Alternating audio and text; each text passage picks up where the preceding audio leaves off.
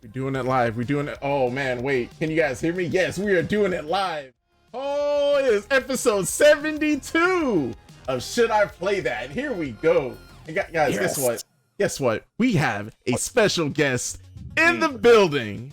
We have Game Master Herb joining us. What's good, man? What's going on? How's it going? I'm so excited to be back. It's like I just woke up. It's Wednesday. I feel great. Happy to be here. Howdy. Nice. It's been a minute. Like I think last time you were on, you had hit like a crazy milestone in like how many nights you've been streaming. I think it was either right before or right after you did your upgrade. Yeah, so that was around 50. So literally it's been like 50 since then.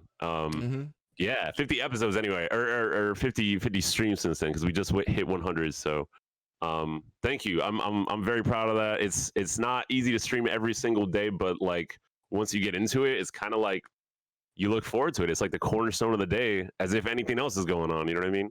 True. So Like it's been great. I was gonna ask. So like we're in like day at this point day maybe like 120 or maybe 100, like close to, because I think you started streaming every night once the quarantine like officially hit, right? Like what's it been like 100 days in?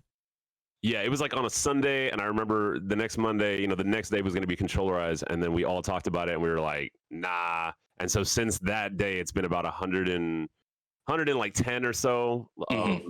Yeah, and it's just it's flown by. I mean, 3 months just like boom. This year's just like we're kind of gonna like lose this year, but I don't know. I think when you look at it, we're really not losing the year. We're really taking a lot more time to spend fun times with each other online and talk about things and voice our opinions and maybe get a little bit more awareness about just how messed up our world is and all the ways we can combat that. So I think I try to look at it like what's the positive of taking a year off basically, because that's what it's looking like. It looks like we're not going to be back on anything till next year.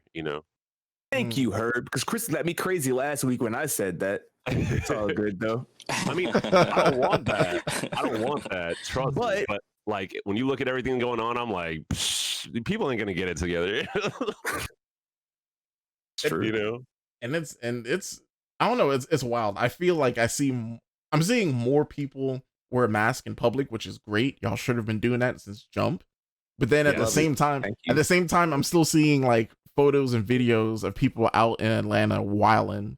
Like, oh yeah, like normal, like it done. I couldn't even tell the difference between a video I saw last night and a video I saw 5 months ago. Like it just people are just hanging out, like just comedy show, like packed clubs, like everybody's no mask and everything. And I'm like, all right, well, I mean, I guess y'all are fine because you appear to be doing this all the time, but the hospitals are filling up, man. I'm like, I'm not trying to get sick right now at all. You know what I mean? Yeah. Right. But we were talking about this before the episode started, but like me, Rod, and James, we feel like we want to use our platforms to sort of speak on things that are important to us, but also at the same time things that people don't want to talk about, the things that make you feel a little bit awkward, but at the same time you want to hear it, so you're still listening, that type of thing. Yeah. So Herb, like what's on your mind right now with like everything, like the whole like the landscape right now of just I guess just like I guess specifically on Twitch, but just in general, like how you feeling? Well, first of all, I want to say Black Lives Matter. I feel like you hear a lot of people saying it now, and we just got to keep on saying it because apparently the right people and the people in power are not hearing that. And when I say Black Lives Matter, I mean all Black lives. I mean every person, queer, trans, straight, whatever.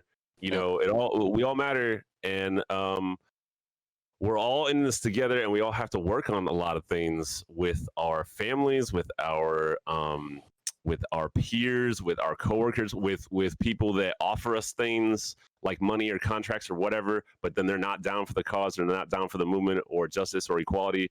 And I've seen that kind of crop up, with different bars and establishments closing and things like that and doing different things. A lot of other companies are putting pressure on them, to do it this way or do it that way, or you shouldn't make this statement, or you shouldn't wear that hat, or you shouldn't do. And I'm like, right now, if anything, solidarity is very important. A lot of people are hurting right now, and a lot of the video game world is a great escape, but I think it's also a great tool. And lately I've been kind of like wondering where are all the POC games at. There's only so many. I did an entire stream of all the POC games I could find in like one 9-hour stream a couple weeks back, and there really aren't that many where the protagonist is a person of color. So I'm definitely going to talk about one of those tonight. And yeah, I mean, all I can say is stay safe and keep your head on straight. A lot of people say some goofy shit. A lot of people pretend to be allies or whatever. A lot of people don't want to get serious on shows or on Twitch. And I'm not saying we have to like talk about that for 2 hours straight, but like, it's good to temper humor and something we enjoy with a little bit of realism, since literally outside right now is, a war zone in many respects. It may be not as overt as, Vietnam or World War II or whatever, but I mean, it's happening, and we just happen to be also conflicted with a pandemic at the same time that is very silent and very sneaky. It's not one of those things where people are like laying in the street. It's like one of those things where you hear about, oh, so-and-so's grandma died, or so-and-so's, dad passed away, or, whatever. And people just aren't really taking it seriously. So I really hope, if nothing else, just to put out there, like keep your head on straight, like, stay focused, stay positive, and like don't sleep on some knowledge if you have knowledge to drop. Don't restrain yourself. Don't be quiet about it. I mean, we can have fun on Twitch, we can have fun on YouTube, but we can also make sure other people know where we stand on things like that. You know what I mean? Yeah. I was gonna say, you know what, when you brought up the point about like being able to sort of drop things to sort of talk about something serious, it sort of gave me a flashback of like 90s sitcoms where there's always like that episode where like something super serious happens and we're like, whoa, like this episode just hit hard, but at the same time you're able to take that message, and to me, I was able to take more from that message because I love that show so much. Like I'm specifically thinking of like stuff like Fresh Prince of Bel-Air, when they would have episodes about like being like thrown in jail. I think there was an episode on that. There was an episode on like drugs, alcohol. Like all those episodes like had like some sort of like heavy presence in it, but at the same time like it's like, wow, this is like this is real. So I feel like we all need to let down those guards and sort of just, take in these experiences, have these conversations. And I feel like when we do, we just come out better than what we were before. And like, no, go ahead. I'm sorry. Oh, I was going to say, as the white dude here, I want to like, just put this out there to all my other white people. Like, don't be silent. Like that's what has gotten us to where we're at. That's what will perpetuate where we're at. Do not be silent. Don't be afraid to say what you need to say. If you say some shit that's a little off or whatever, let someone correct you. Listen to people. But like, don't be afraid. A lot of people just don't want to rock the boat. They don't want to get political. It's not about getting political. It's about human rights. It's about decency. It's about justice. It's about equality. It's not about people just they don't want to say certain words or whatever. And I'm just like we should not be worrying so much about the words we're saying in a country where we're supposed to be free. That's like some dictatorship. That's like, you go to Panama or Brazil and you can't say the word dictator literally out loud because someone will arrest you or take you away or some shit. That's not America. That shouldn't be America. You should be able to feel free to voice your thoughts and your feelings, especially right now, and especially if you're not white. Please, like, don't stop pushing. That's all I can say. And I was gonna say, don't be afraid to be educated on stuff. Just like you said, right now I'm prepping an episode for That's Unfortunate, where we're gonna talk about albinism, which the people that have albinism, I found out while researching that they don't like being called albino. I had no idea that was a thing, but once I found out, I was like, wow, I never knew that. Now I know. Now I won't call people that. So just be open. Be understanding. When someone says, hey, this thing that you're saying is wrong, don't say, oh wow, I've been saying this all my life, like that's dumb. Like, no, just if someone's feeling disrespected from something, you're gonna respect that person by not saying it. It's that simple. Yeah. But yeah, look at that. Herb dropping gems from the gate. That's why that's what you love to see it. You love to see it. So we're gonna go ahead and jump into our what you've been playing. But before we do that, my bad guys, we got James to the green and we got Rod also here.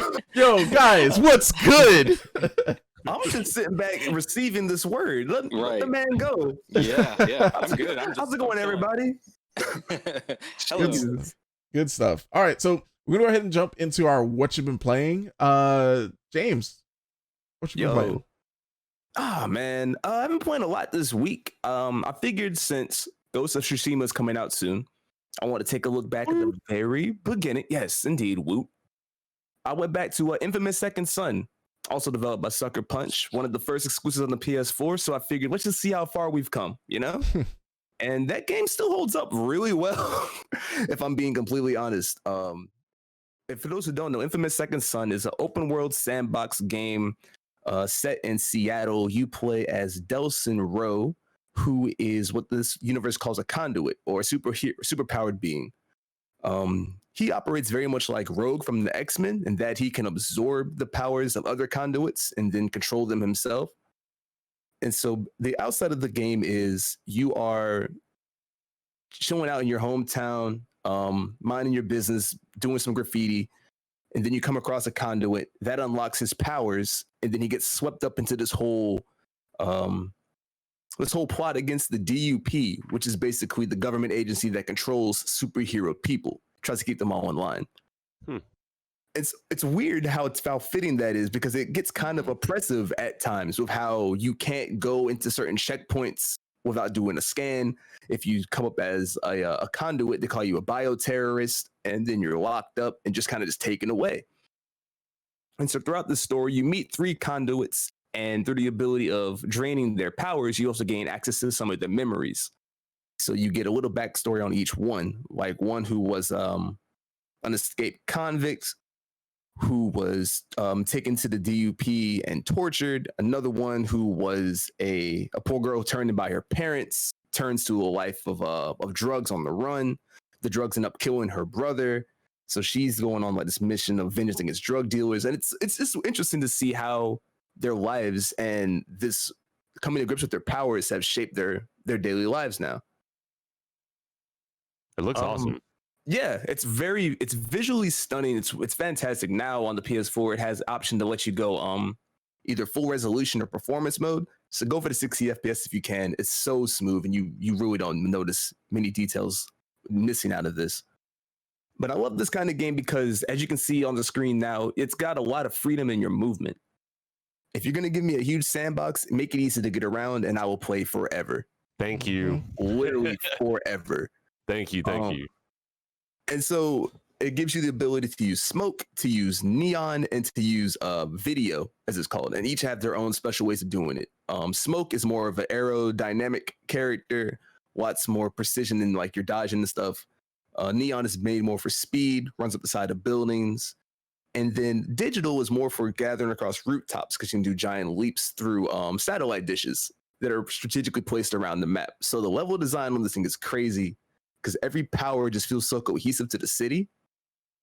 I just want to give them credit, because they really thought about the power sets, and they really made it work for what this game can do. Mm-hmm. Yeah, I remember the neon power being very cool, and the way that like you absorb that particular element from the environment just being very striking visually, and just a neat idea in general. Like that was easily far and away the coolest set of power that you get. I don't even remember the other ones actually now. Yeah, I didn't realize it was Sucker Punch. That's all of them. That's so great to hear, because I've been playing their games since N64, and I loved Sly Cooper, and I loved Infamous, and like I heard about this game, but I didn't realize until right now that that they developed it. So that's really good to hear. I'm so glad they're still going. Yeah, and it should be pretty cheap right now. I don't see it being any more than $20, I think, on the store. I think it's under the PlayStation Hits collection. So if you did want to check it out, it's not too expensive. Cool. Yeah, and I was gonna say I was gonna say they've given it for free a couple times, I think. So you may even have it in your library already. Yeah, don't even know it. Yeah. And once I finish this, I want to jump into First Light, which actually focuses on the Neon user. in this universe. So I'm curious to see how they expand on her power set.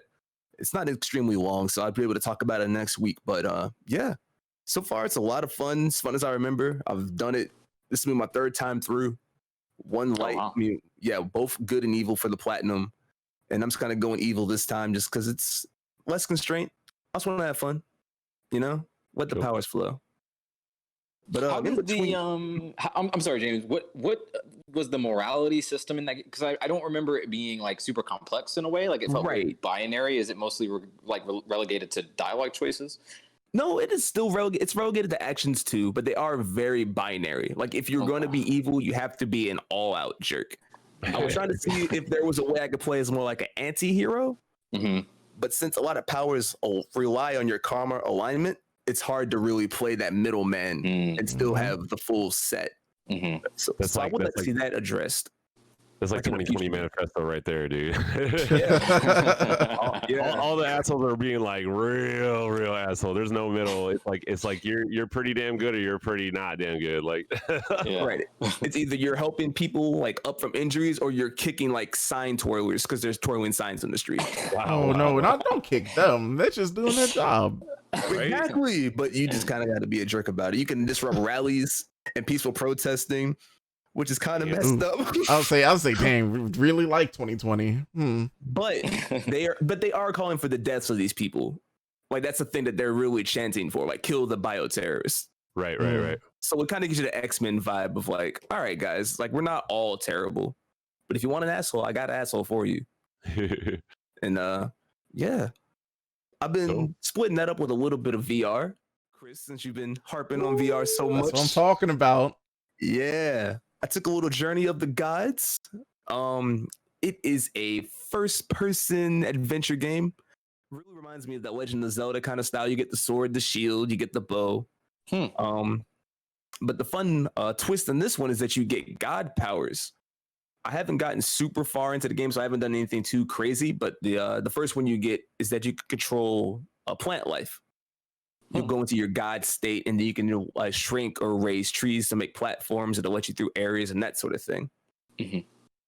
But pretty basic plot. You're fighting this ancient evil that comes with the eclipse of the moon.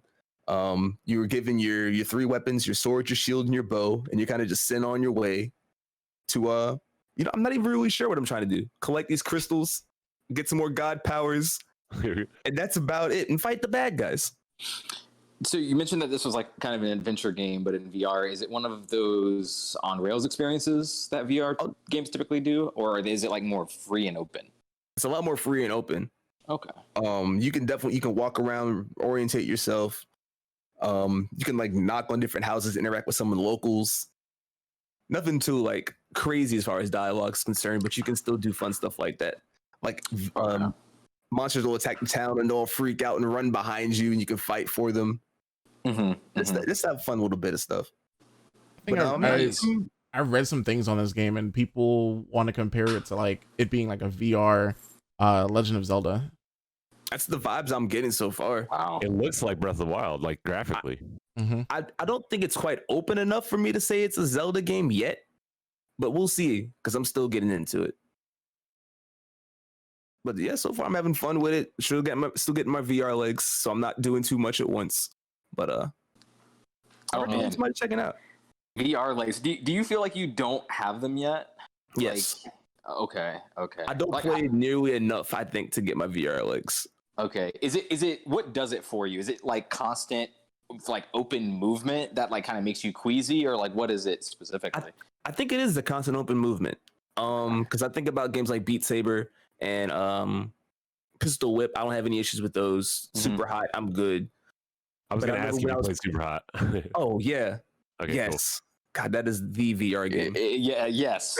1,000%. Yes. 1,000%. That is the VR game to play. But I remember playing with Chris. They had like the Streets of Rage style game, and I was doing good for a while. But by the time I think we were like the second or third level, we got to that barroom brawl, and you have to like do a lot of turning to get to different enemies and like orientate yourself for another. Oh man, that took me out after a minute. So, and I had the same kind of thing with Skyrim in PSVR. So I think it's just time. I want to gets a bit much.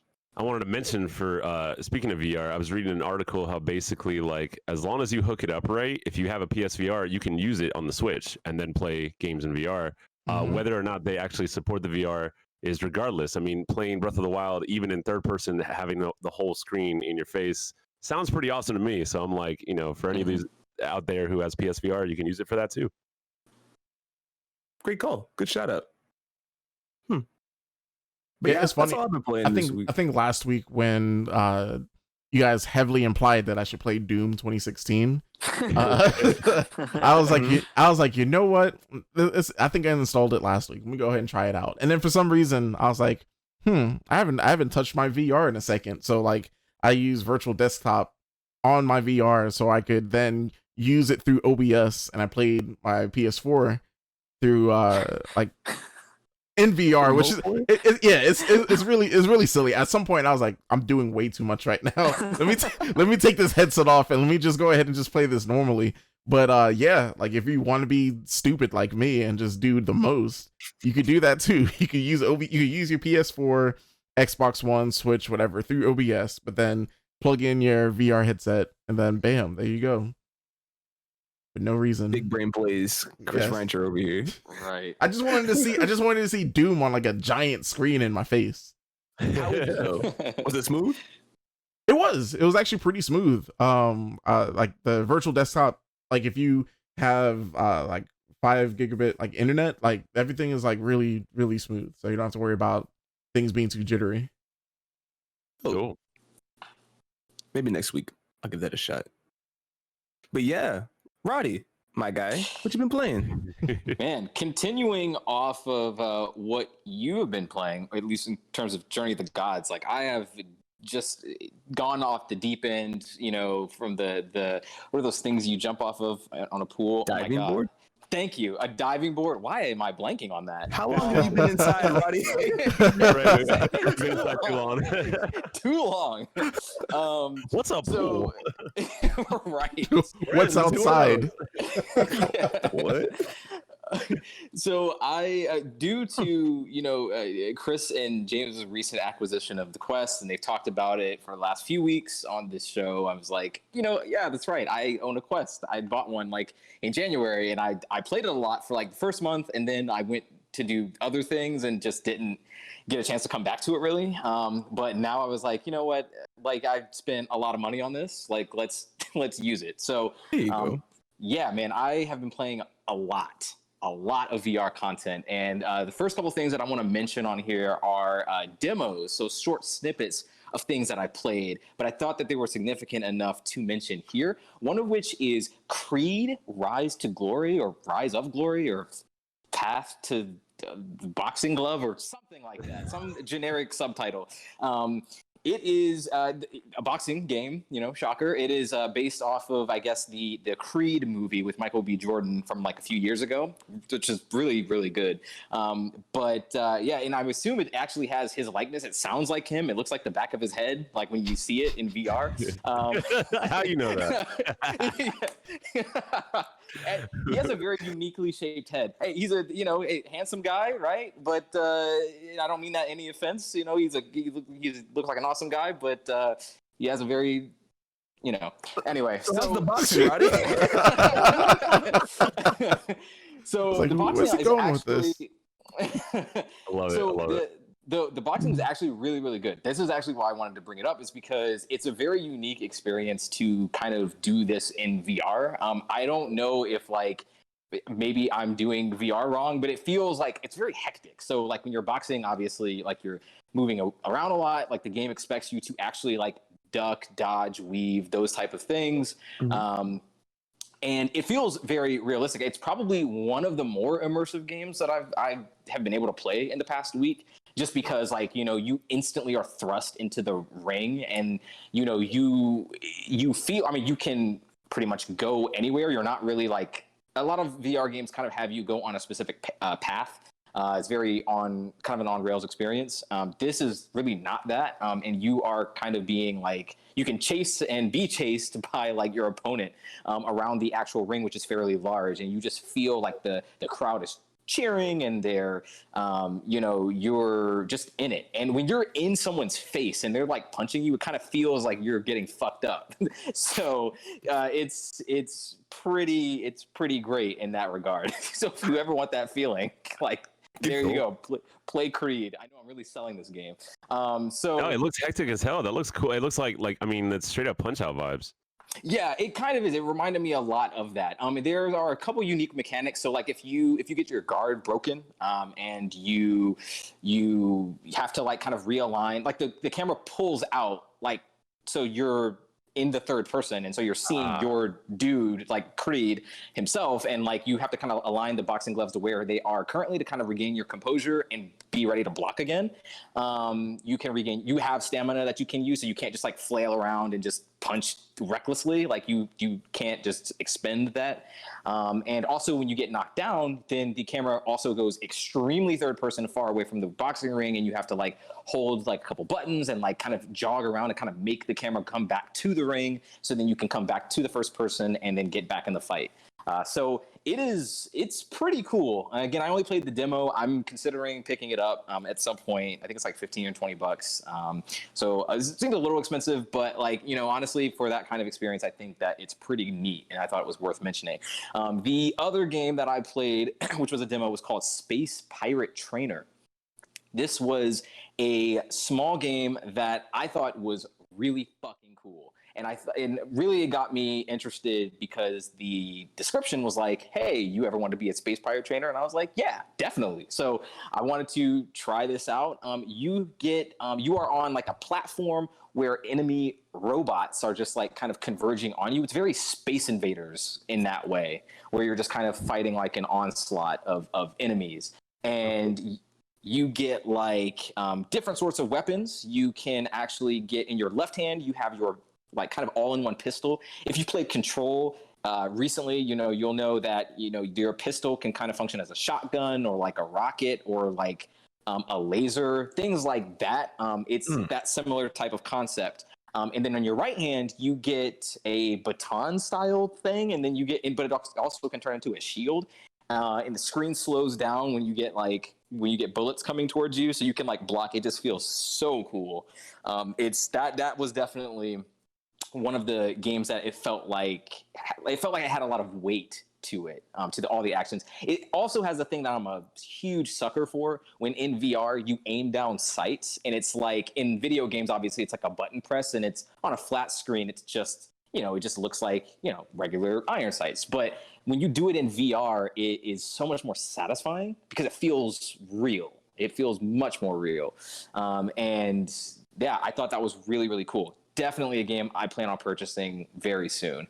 It's very arcadey in that way too, so very pick up and play. And yeah, totally into it. Now, for a game I actually did purchase recently, one of which was called 11 Table Tennis. And you might be wondering, like, what the hell am I going to do with a table tennis game? Well, you're going to play table tennis is what you're going to do. And it is very cool because it is the most realistic table tennis I've ever seen in my life. There are a lot of games that try to simulate something like that, something akin to actual table tennis. I have not played anything even remotely close to 11 Table Tennis. It is a very simple game. It seems like the developers are very small, but have kind of honed the physics to a complete T. The menus are sparse, but very to the point. So very simple. You get a single player mode where you play against AI and a few difficulty modes, and that's it. And you also get multiplayer with lobbies and challenges you can send, and even a few mini games that you can play as well outside of just like the standard table tennis. Like, I think one of them is like beer pong. You can play beer pong if you want, which is always fun.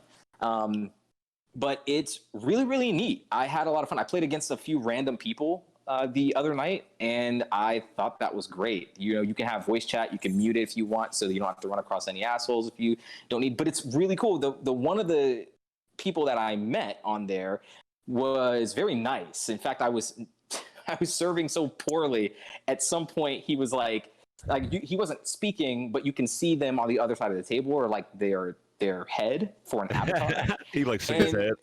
yeah. He was like shaking his head, but he was also like trying to show me like he was spawning the ball. When you serve, you can spawn the ball in your non-dominant hand, the one that you're not swinging with, and he was kind of like trying to teach me how to actually serve, and I understood all of that through context and not through him actually telling me that. And I thought that was just so cool. And I love multiplayer experiences like that where the community is actually not trash. So that is always welcoming. Wholesome VR experiences. That's great. Look at that. Who would have thought? Who would have thought? I love that you said that about having kind of like nonverbal communication. Like that's how I feel every time since the first time and now that I played Journey. Same way. I mean, it's like you don't have to actually talk, but you learn from each other how to play something. And that's cool. And also, I mean, this looks simple, but I'm always reminding a lot of gamers, like, remember Wii Sports, okay? Like, literally the most simple game ever, but like sold how many copies? And also, just like sometimes you just want to play like a simple sports game with a friend, and it doesn't have to be complicated, you know? Yeah, exactly. That's exactly what this is. Very no fuss, very uncomplicated. You can have a dedicated friends list where you can just send a challenge to your buddy and boom, you're in. And it's just so satisfying. You can do all sorts of trick shots. The dude who was actually teaching me how to serve knew what the hell he was doing for sure. Cool. So yeah, very, very cool experience, and definitely something that you can kind of hop into for like 20 minutes and then hop back out, which is like one of my favorite experiences, Right. now. So love that. Speaking of wholesome multiplayer in VR, Echo VR is a game by Ready at Dawn. So Ready at Dawn, the studio that did The Order 1886, I think, on PlayStation 4, that memorable title. They also did, I don't know did they only do that? They might have only done that. But I think they did like a spin-off God of War game. Like on the PSP. Was it Ascension? Think something like that. Something like that. Yeah. So they're a studio who have like made a few things. So I did not expect them to make something like this. The best thing I can, the closest thing I can compare Echo VR to is Rocket League. In a lot of ways, and honestly, I mean that in a good way. So like this game is by itself. This game is really, really fucking cool. It might be like one of my top VR games that I've kind of like found myself coming back to and enjoying for the most part. And it is like you're in a 0G environment. Everybody is a robot. And so that'll be our future 2021 probably. Wow. And there's a disc that you have to throw in the opposing team's goal, and it's just as simple as that. There are a lot of like obstacles like on the course, so there's like objects that you can kind of float around, use to propel yourself forward, backward, whatever. You can bounce the disc off the walls and do trick shots. It's pretty neat. The thing about this game that is frustrating though is the community right now. I know that's not the developer's fault. It's just where I'm at right now. I'm in lower ranks, so maybe I'll give it the benefit of the doubt and assume it gets better. But every single lobby, every single game I'm in is it's children. And maybe it's some of it is because it's also summer as well, but it's also like I haven't run into anything too bad, but yeah, there's been some like slight racism and homophobia and things like that, and I'm just like, don't love it. Kids, man. Yeah, fucking kids. So, I was gonna say I've played a little bit of this, and that's actually what's gotten me to stop playing because I get annoyed by that. So yeah, so like I found myself just playing matches against just the AI. And just having fun with that. Yeah, and that's fine too. If you do that, the game is perfectly fine. I do think that the gameplay, the base gameplay is neat enough. And if you do find a team that is of similar skill, or by that I mean like if they suck, like because this game is very hard to be good at. Apparently, there's an esports scene around it too, which is interesting. But this is in beta right now, so it's not out of that, and I wonder if there will be certain features, that will be implemented later on that will even increase. Maybe like a tournament mode or a career mode would be awesome. Like something single player like that would be great. Right now, it's just kind of free play against AI. Again, not bad, but your only other option at the moment is to really mute the room. which to me kind of defeats some of the purpose of it because you want to be able to communicate with your teammates. Right. But yeah, Echo VR though, pretty neat experience, I would say, outside of the community aspect. It's a really, really neat game. Okay. Next, so yeah, go ahead. I do gotta ask though. Going back to what I was saying about the VR legs. How would you recommend for this? Would you recommend it for somebody who's new to VR, getting started, or is this something you got to be? I think you have to gauge that. So like if you're fresh, I'm not gonna start you off with this because you're literally in 0G. So like me, I have my VR legs. Like I could like most games that I jump, not most, all games that I jump to in VR, I immediately go to the options, turn off all of the comfort settings, all of like the little sliders that help stop you from throwing up. I turn it off.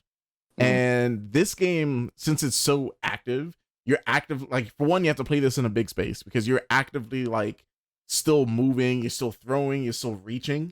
So for someone that doesn't have the VR legs, like floating in these environments and not actually floating is probably going to mess you up a little bit.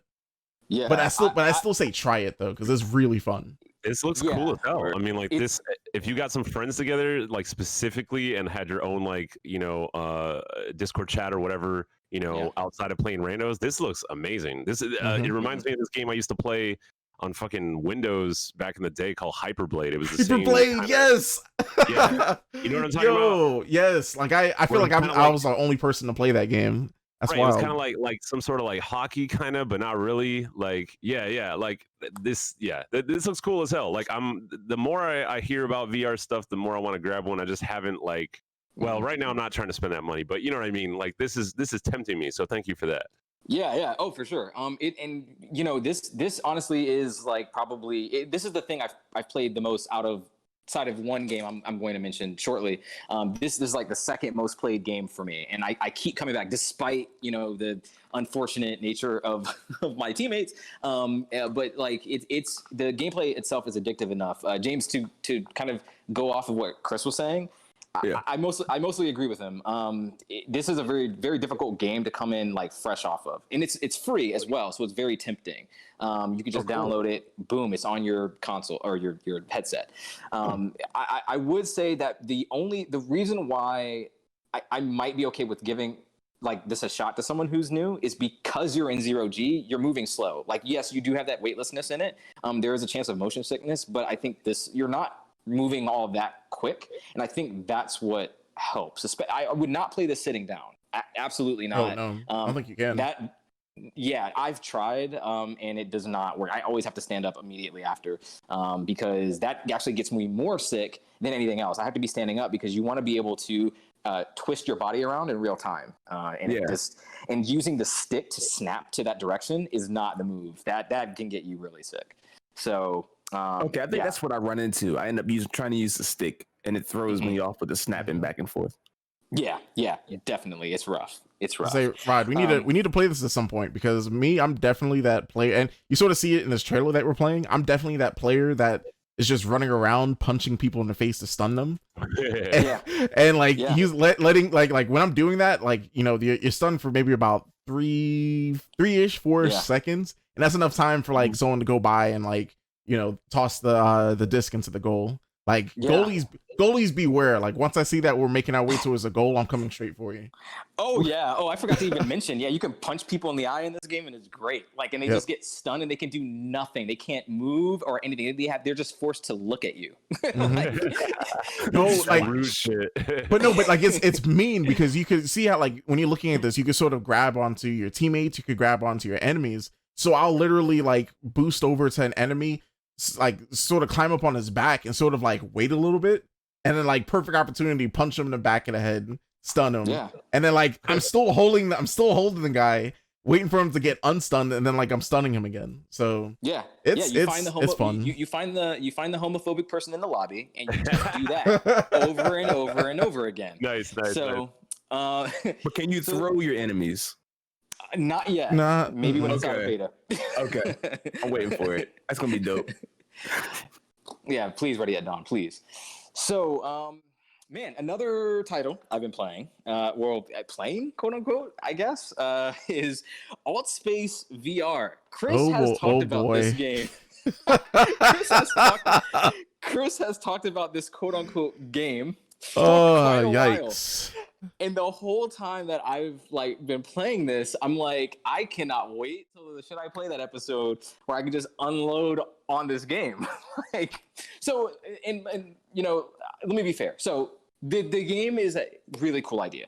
Social Hub. It is like a VR chat, or I don't know, Habbo Hotel. That was kind of like this, right? Or something. Like it's a place where you just hang out with people in a VR space. Cool. And I would say that it is, Chris, you may be able to help me on this. Some of the environments are created by the developers themselves, and others are like worlds, which are user created, right? Mm-hmm. So, go ahead. No. I was gonna say, so yeah, like they give you like default areas that like people that specifically like made the game, they made so people sort of take and sort of remix it.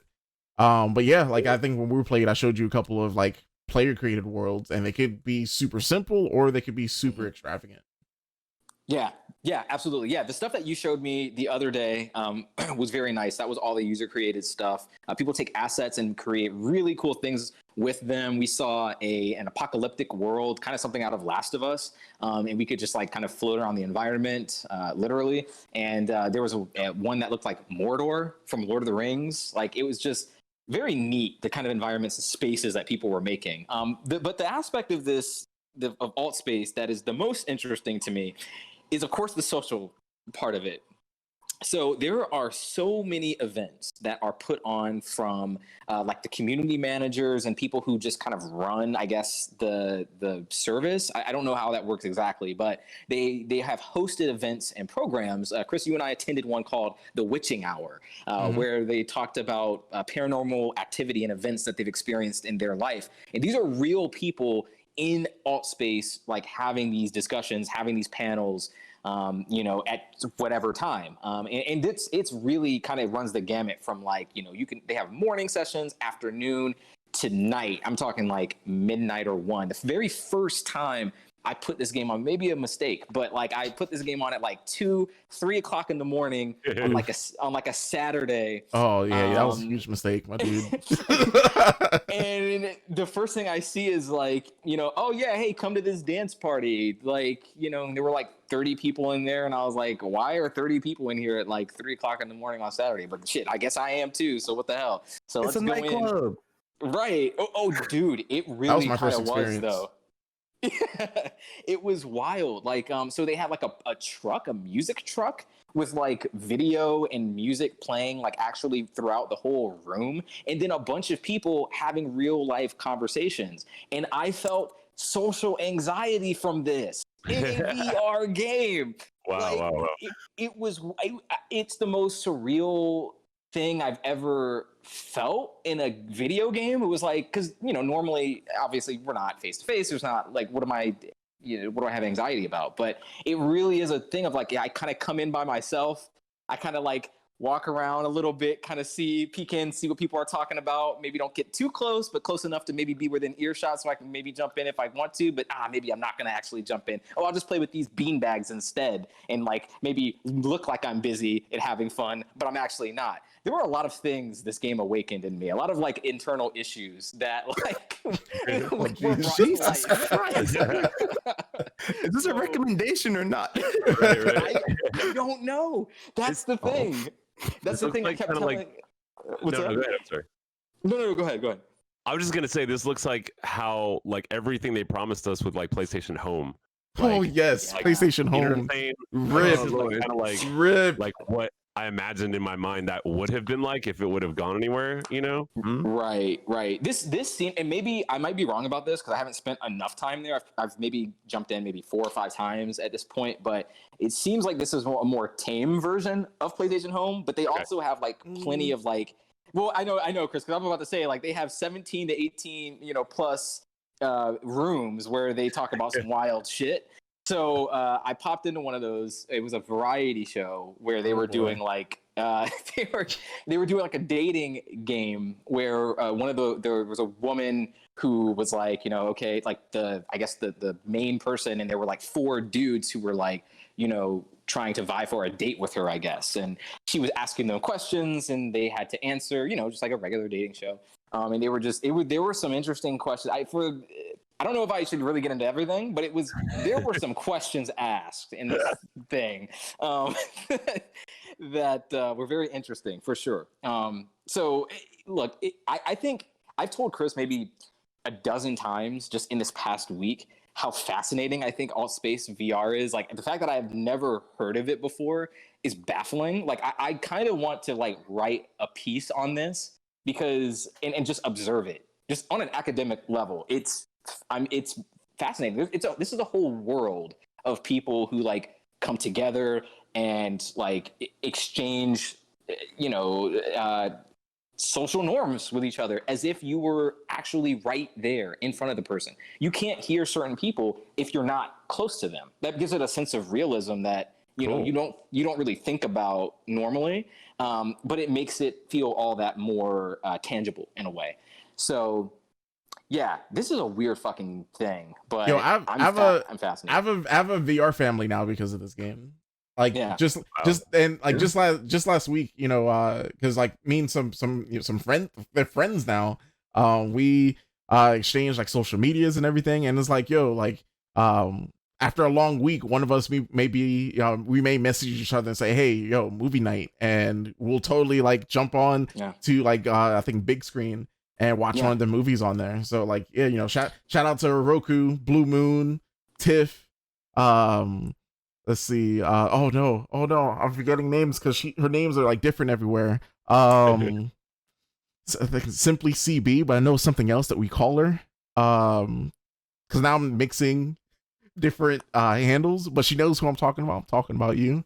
But yeah, like it's people that now I'm like they comment on my stuff. They watch the podcast. Anytime like anytime I'm on like a guest or something, like they're giving me support for it. So you know, this is you know, in the chat we're talking about like, yo, is this Second Life? It feels like it. That was the other one I was gonna say. That is the comparison. That is the one I was looking for. Second Life. Yeah, the Second Life is not something I have played personally, but I've seen a lot of, you know, people talking about it. I've seen like videos, obviously a lot of video essays on it, and like kind of what it kind of brought about people with like and this seems like the next evolution of this. Chris, when you were talking about this for a couple weeks now, like, you know, it was hard for me to envision it. It was hard for me to say, you were like, hey, I meet a lot of friends, blah, blah, blah, blah. And I was like, you know, what does that look like on here? I totally understand it now. Like, I totally get like how that even is possible through this. A lot of people, and I know I've been like kind of funny for the past like few minutes about it, but to be completely honest with you, like it's a very inclusive space, at least from what I've heard. There are a lot of people who are very accepting, welcoming of other people, and spaces that are accommodating for those people as well. And a lot of people were just like popping in and saying, oh, hey, like Derek or Ashley or whatever, like they're just old buddies, like coming together, you know, having a good time. And that's pretty cool. That's pretty cool at the end of the day. So the potential here is amazing. Like, like this is the kind of thing where I've been like, since VR has kind of come back around, I've been thinking about having like a virtual arcade where, you know, there's a space like in this game, and then like a whole row of cabs, and then just each one is a separate emulator. That's like, I mean, it looks like that would be possible in this kind of thing. That's amazing. Mm-hmm. Yeah, like if you have any experience with like I think like Unity or stuff like that, or like building kits, like you could easily like just, you know, boot up Unity and like make it so that it could run in the game, and there you go. You have like your own like specific room where you could do stuff like that. Cool. Yeah, there are a ton of people. Oh, I was gonna say, Herb, look into it. You could it's accessible on like just baseline PC. So like if you wanted to play it on your PC without VR, you can still do that. Okay, cool. Yeah, cool. I know it's a little bit beyond what you were asking about, but I mean, kind of tangentially related to it is that they host sessions, you know, very often about VR development and what you can do in the space, which is nice. You know, there was a really cool event that I saw where it was like Japanese like students were online, and they were like, hey, this is a room for where, like, if we want to learn English, so like help us learn English. If you're practicing Japanese, come here and we can learn, like, swap, you know, language. And I thought that was just neat, right? Like, it can be a very educational thing. Altspace VR is really what you make of it. Yeah, way to be resourceful, like VR folks. Damn. Yeah, I was gonna say I jumped into a room where, like, I jumped into a couple rooms where, like, you'll have directors and like producers from like TV shows and stuff, like showing the episode that they produced and directed, and then like giving you know, questions and answers and stuff like that. So it's that, I mean, especially with like the times that we're living in now, like it's really cool. It sounds like a beacon of light. It is. Yeah, for real. Like that's oasis. That's a big step. That's a big step. You know, as soon as you get over your social anxiety, yes, it's a beacon of light. Yes.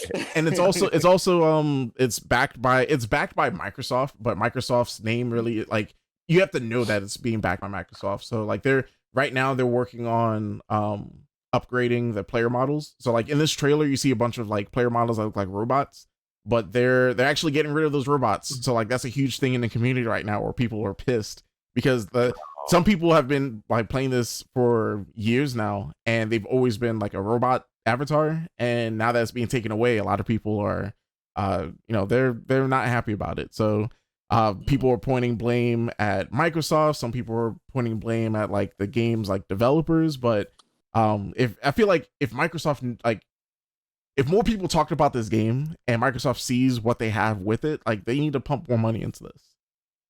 Yeah, this is the kind of thing that I think really, like, I'm happy to see come out of quarantine. And I know, I mean, obviously it's been around for a while, but to see it kind of blossom, this is the exact kind of thing that needs to blossom during quarantine and pandemics and things like this.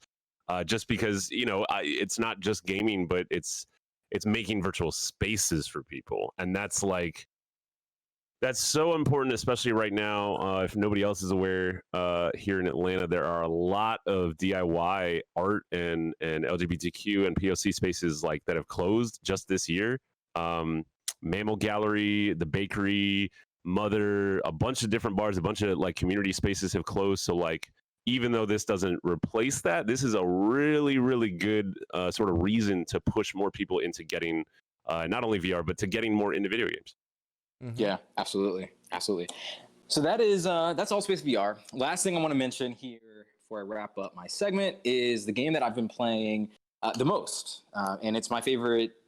Second favorite VR experience. Superhot cannot be toppled. No matter what I play, Superhot is going to be king forever. But this is getting mighty damn close, and that's Tetris Effect. You might be thinking, like, Tetris Effect, like, it's fucking Tetris. Like, what new could be? You know, what do you mean? What do you mean that this is so great? Well, let me tell you. It is made by the GOAT himself, the man, the myth, the legend, Tetsuya Mizuguchi. And that man is a goddamn genius. So he's made so many games. He's made Lumines, Rez, Meteos, all of these great titles, and he is back with Tetris Effect. So I'm just enthralled with this game. This is something I play every night before I go to bed for at least, like, you know, 30 minutes to an hour. It is a game that is very much about assaulting your sense of sight and sound, which is obviously, if you've played any Mizuguchi game, that is what he does. He trades in that. Rez, I think, is a masterpiece.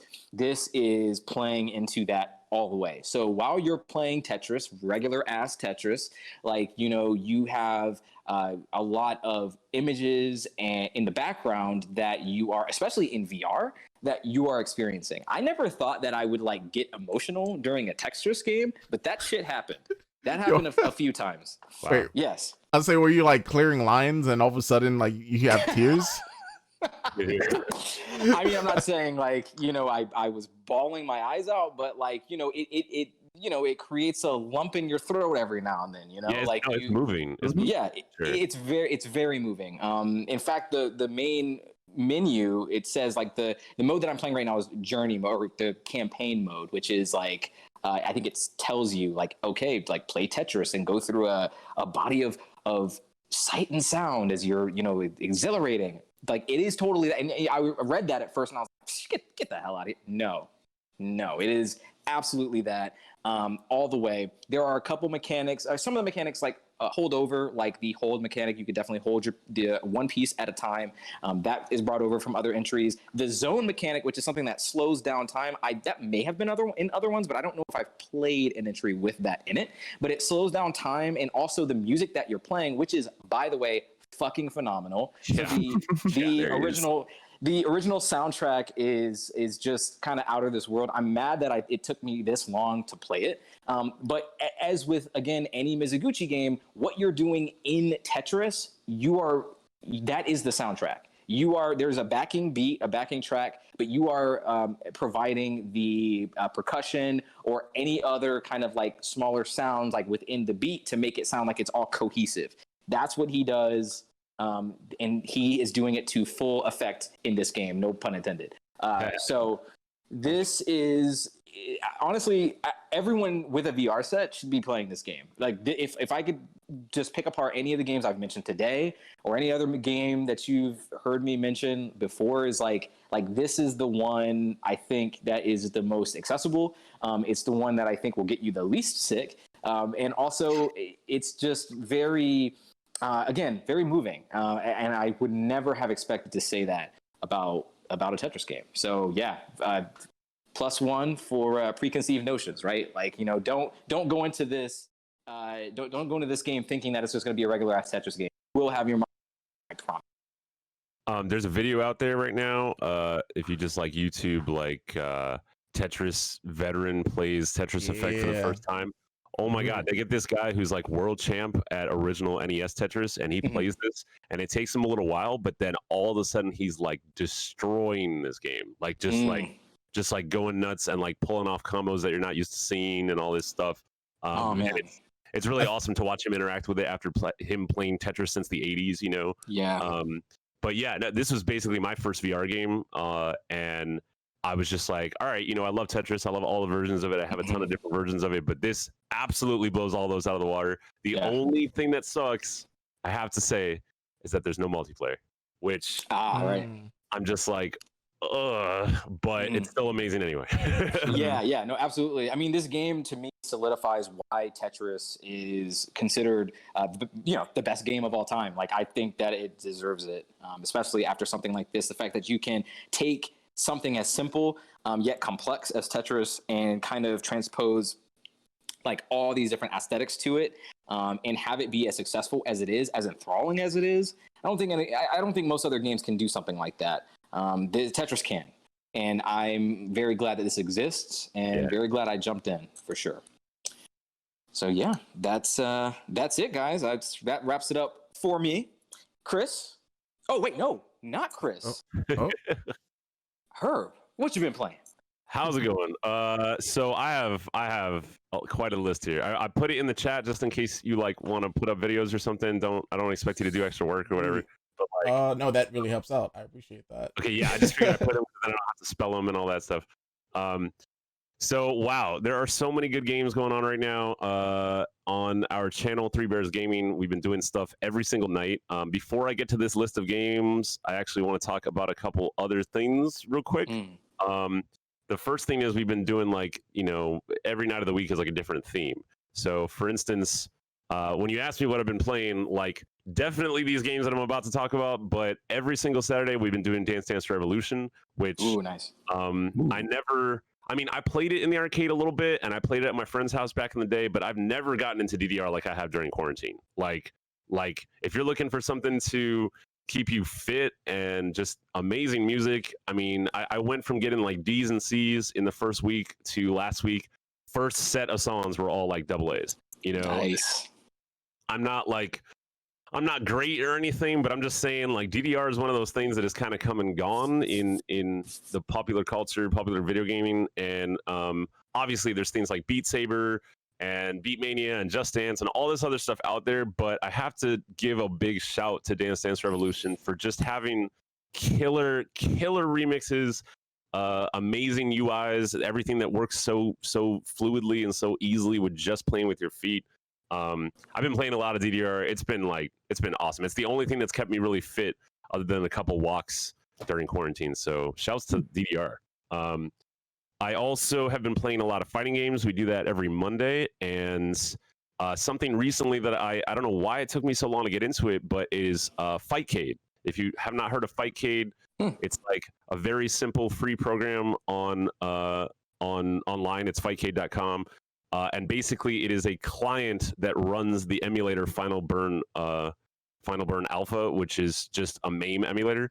So it surrounds that emulator with a client so that you can play anybody else at any time. In our Discord, I have links and everything to get it all started, along with all the games. So I've been playing a lot of Fightcade because you can hook up any controller to it, and it's basically like any arcade game before 2003. You can play online with someone else, no problem. It centers on fighting games, so we're playing a lot of Third Strike, a lot of X-Men versus Street Fighter, a lot of JoJo, a lot of KOF, but like there's also Metal Slug and Bomberman and all these other games. And I think all together there's about 150 games that it can play right now. There is a Fightcade 2 that can also do like Marvel vs. Capcom 2 and all that stuff, but I haven't quite gotten that one working yet, and it's still new. But yeah, if you're ever interested in Fightcade, or for that matter, any fighting game from the heyday of Capcom and SNK and things like that, Fightcade is amazing and completely free. There's like, it takes a little bit of setup, but once you get it going, like you have an arcade on your computer. Nice. So I've been playing the fuck out of that. And then as far as individual games, wow. Okay, so the first game is called In Between, and I wanted to highlight this game because it is one of the few games that I can think of off the top of my head, aside from like San Andreas and Crackdown, where you play a person of color as the protagonist. It's also not a violent game, and I think that's something to be mentioned because basically every other game where you are a person of color involves violence, and there's nothing wrong with violence in video games, but I feel like when you literally look at all the games with POC folk, like all of them more or less are about, you know, violence, and I just feel like that's something that needs to be looked at and adjusted. So In Between is a game about this guy's life, basically. You start out waking up from a coma, and the whole game is like one seamless experience. So you wake up from a coma and you walk to the right, and you're walking through sort of like an on rails story segment. Yeah, right here, exactly. But then once you leave that, you start going through basically the process of grieving, all of the things that come with that, like where there's rage and depression and all of that. You go through each of those physically by playing this sort of weird platforming mix of the game VVVVV and also games like maybe Super Meat Boy, like that kind of thing. Every single stage has its own like gimmick. So, for instance, in the rage area, you play trying to avoid these big red blocks of rage, and the whole stick is that all you can do is move up, down, left, and right, but you can change the gravity to match wherever you want at any time. So you don't have any weapons, and you don't actually jump ever. It's all about just switching the gravity between all four directions. It seems really simple at first, but by the end of it, I literally cried at the ending because it's extremely emotional. And I don't know if they're going to show it in the trailer, but when you're walking through the levels, parts of the level, sometimes the wall will break open and have a story segment in the middle of gameplay with full voice acting and amazing hand-drawn animation. It seems like a lot of games you might have played before, but I urge people to, like, you know, the whole game took me maybe 5 hours, and the further you get into it, the more it separates itself from games that it looks like. I just thought it was really cool. It's basically one of the only peaceful POC games you can play. They really get into some heavy topics with it in terms of family and depression and all real emotions and things that we all go through. Right there, yeah, you can see how like the background opens up and there's like story sequences within that as you play. It's super fucking cool. I was totally blown away by this, and I think on the Switch sale it was literally like $2. So wow. It's one of those games that if you enjoy like Braid or Super Meat Boy or Limbo or VVV, any of those kinds of games, it's very much on that money, but with enough to make it unique. If nothing else, for the fact of storytelling. I've never played a 2D game that tells a story this good that's not an RPG. So, just saying. Well, yeah, I mean, I could don't let me you were on it with the trailers, man. Thank you so much, Chris. You are so good at that. So the next game I want to talk about, I'm gonna get these two serious games out of the way, and then we're gonna talk about fun games. These are all fun too. But the next game I want to talk about is a very, very important game. This game I am literally giving away free. Don't tell the developers. It's on my Instagram page. It's in the link in my bio. It's literally free. It was part of that Itch.io bundle that came out last month. This game is called Democratic Socialism Simulator. Now, depending on how you feel about politics or what you think about socialism or democracy is regardless, the point is the game is where you play the president.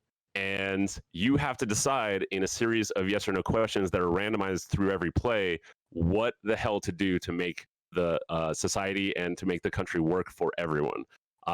You have 3 meters on the right. One of them is your funds. One of them is like the state of the world as far as the environment, global warming, things like that. And one of them is like the sort of rage of the people. And you want to kind of keep those all in order by answering yes or no questions. And they're not necessarily yes or no, but it's this or that. It's like there's only 2 answers every time. It really, I have to say, more than probably any game I've ever played in my entire life, regardless of their political implications or their intentions, this game calls it out directly. They're like, look, these people are doing this. What are you going to do? And you have to decide, give them more money or no, we'll do that later. Every like, I'm going to say like 15 turns, essentially, you're given the chance to, you try to run for office again. And if you get elected again, the game continues. And if you don't, it ends. But every time you play, it's completely different, just like a roguelike game. I think it's extremely thought-provoking. It, regardless of who you are or what your political affiliation is, I think this is a very, very important game. I think it's an awesome tool. I think more games could take a direct approach to politics and things. And honestly, there's a lot of situations in it where you'll find yourself really thinking about, like, what should I do here? And also laughing and stuff. There's lots of funny moments. All the characters in it are animals, and the way that they represent very clear references to people that we know in our government via animals. Hilarious. It's like, I have to say it's a very casual game in the sense that you really only swipe left or right. But that means not only can it play on every device for free, which I have linked in my bio, I have all the versions for it. It's also on Android, PC, Mac, Linux, but also anybody can play it. So I've been urging a lot of political friends of mine who feel very outspoken and just tired of everything going on in America and otherwise, who don't play video games. I've been sending it to them like, hey, I know you're not into games. This is the game you need to play.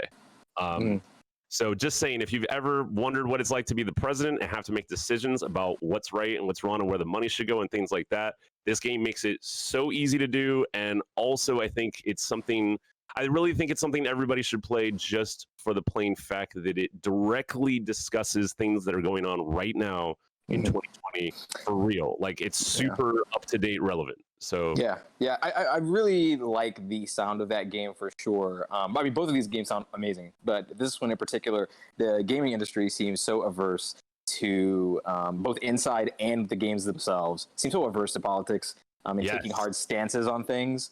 That something like this is very refreshing. Yeah, this is made by a guy named. Oh no, go ahead. I literally just downloaded it on my phone. So yeah, sweet. Just search it on the App Store. You could get it on. Yeah, it's literally $3, or you can grab PC, Mac, Linux versions on my Instagram for free. I'm like literally giving it away because I don't give a fuck, because I think everybody should play this. It's made by a guy named Paolo Pedersini, who has a history of working with his game dev company to make lots of different indie games, and a lot of them are very socially and relatively charged. And yeah, I think the gaming industry is really afraid to get into shit like that. And a lot of times, like we were saying with Infamous, It is a very binary choice, and in this game, there are really so many different endings. There's like over 25 different endings that can happen. And among those, there are hundreds and hundreds of cards they come up with that are all randomized. So it's always a different experience every time you get into it, just like Real Politics. Right. Just saying, I won't harp on it any longer, but like for real, play this game. If you ever wanted to feel empowered through video games or feel a little bit more clarity about social issues or political issues, they have a lot of things that come up in the game that I literally had a window off to the side on Chrome where I was just looking up all these terms I didn't know. Because they call it out exactly how things are written into the Constitution, all the laws that are passed. They use the actual terminology. So a lot of it I didn't know, because a lot of it, just doesn't enter our regular lives, especially as gamers, because we're usually busy gaming. So I think tools like this, and especially like you were talking about Alt VR, that and this, like those kinds of things, I want to see more from video games. I want to see more like actual real world application, right. Because they can still be fun while you learn shit. There's no excuse to why you can't have fun but also drop a little knowledge too. Absolutely. Indeed. So that's that game. The next game I want to talk about is Degrees of Separation. I have been playing this with my hubby off and on for the past couple weeks, and I really think it's honestly probably one of the best co-op games I've played in a long time. All you really do is move and jump, and it's all about solving puzzles. And the whole shtick is that if you're one player, your entire world is in the summer and everything's hot. And if you're the other player, you're in the winter and everything's cold. But you play simultaneously with the middle of the screen never crossing over the other. So one person is always in the winter and one person is always in the summer, no matter what. And you have to use that dynamic to make different things happen in the game in order to solve puzzles. It's not a super complicated game necessarily, but many of the puzzles you will think to yourself, how the fuck am I doing this? Like, how do I do it? And there's literally like no buttons. It's all, well, I mean, it's jump and it's move, but within just that limited control, they have invented so many cool puzzles in this. You know what that kind of reminds me of is a co-op version of that game, that Ubisoft game, Outland. Yes. Yeah. Very similar. I really enjoyed this. We're not even done with it. We're on like the second area. It's one of those games where there's so much to collect, but you only need so many to open whatever doors. So there's lots of replay value if you want to go back and get the rest. I think if you have, a partner, girlfriend, boyfriend, whatever, this is the game to play with them, especially if they're not a gamer, because it's very easy to understand. But I was consistently amazed at not only the art, but just the simple fact of having cold and hot play off each other in ways that I've just not really seen in a lot of video games before. The backgrounds and the flowers and everything on the screen change in real time at like completely fluid motion from cold to hot, and it's just like, it's really amazing just to even watch in motion. So yeah, that's a huge co-op recommendation, especially if you have somebody in your life who's not a gamer but you want to like involve them in your gaming. This is the game. So yeah, Degrees of Separation. I think it was on, I don't know that it's on sale anymore, but I also have a couple links for some sale sites. There's a site called Deku Deals that I wanted to highlight. Like, I'm going to type it in here, DekuDeals.com. From that site, you can look at all of the Switch games and you can sort them by when their sale date ends. So I've been just looking at what's about to end in the next few hours. Oh my God. Better than Nintendo's own shop. Better than Nintendo. Yeah. Immediately. So like for 5 games under $5 on Wednesdays that I usually do, I like look on there and then I just set the max price to 5 and I put a sort by sale end date, and like there are insane deals on the Switch. Don't underestimate the Switch. A lot of games are, pennies on the Switch's name. Yeah. So also there's another site called isthereanydeal.com, which only covers like through Steam and PC, not PlayStation or Switch. But I have to say that's another really good tool if you're looking for inexpensive gaming experiences. And a lot of these games are normally 15, 20, $30 that are just like crazy discount.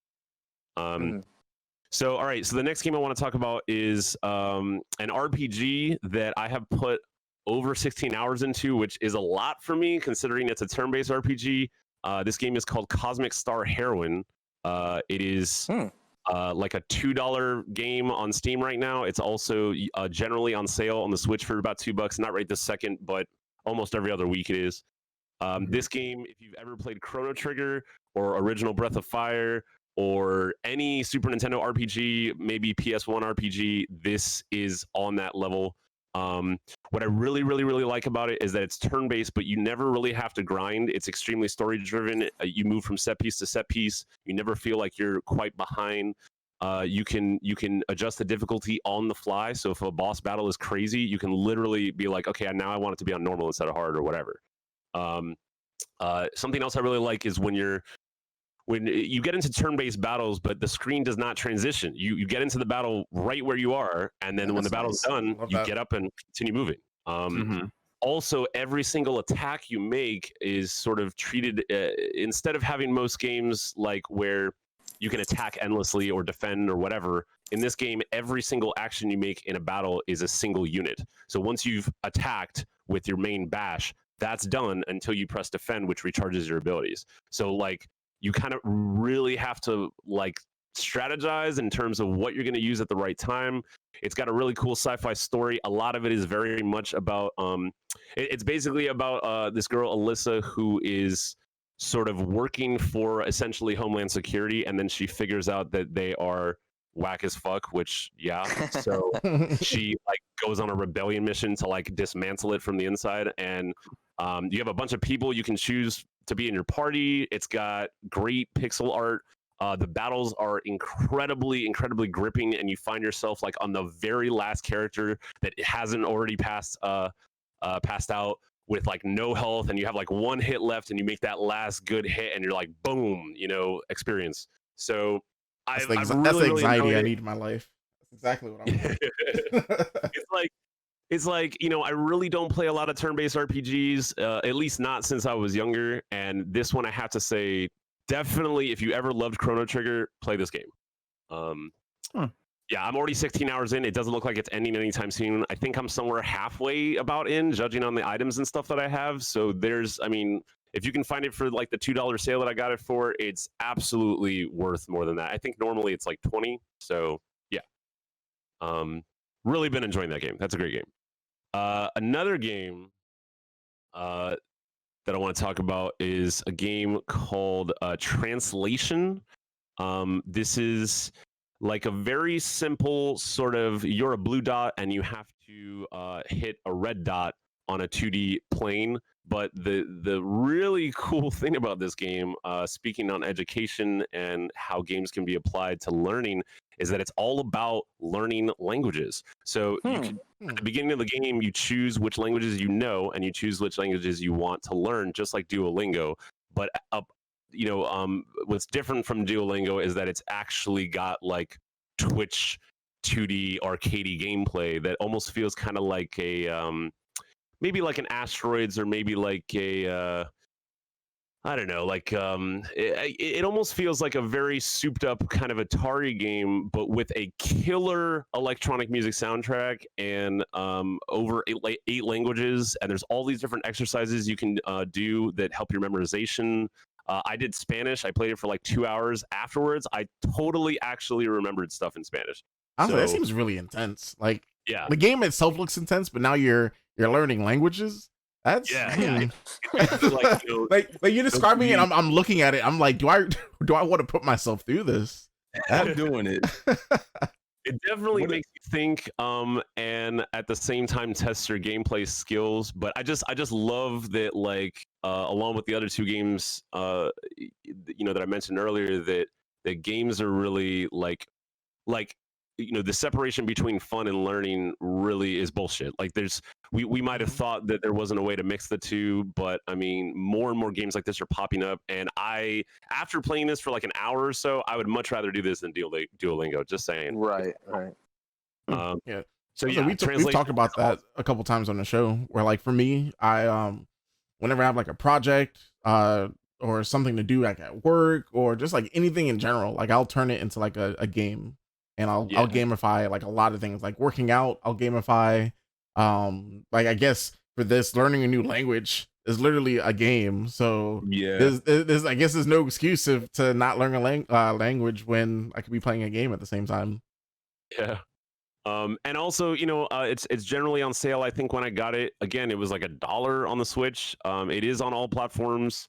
I just think this kind of stuff is really interesting, and it's cool that somebody's making it. Also, just like Tetris Effect and all those Mitsuguchi games, the soundtrack is incredible. So if you enjoy electronic music, or you like thumping beats or visualizers that go along to it, the better you do, the better the music gets. The worse you do, the worse it gets. The same kind of thing. Man. Yeah, totally something, you know, if you have any interest in learning more languages, or you just want to play a cool game, they have modes where you can just play the game and not even fuck with the languages if that's what you want to do. So they thought of everything. But yeah, so that's Translation. Really, really cool. I was totally blown away by it. It snuck up on me. I found it on that Deku Deal site. I had never heard of it. I'd never even seen it in the store. So take a look. All right, I've got 2 more games.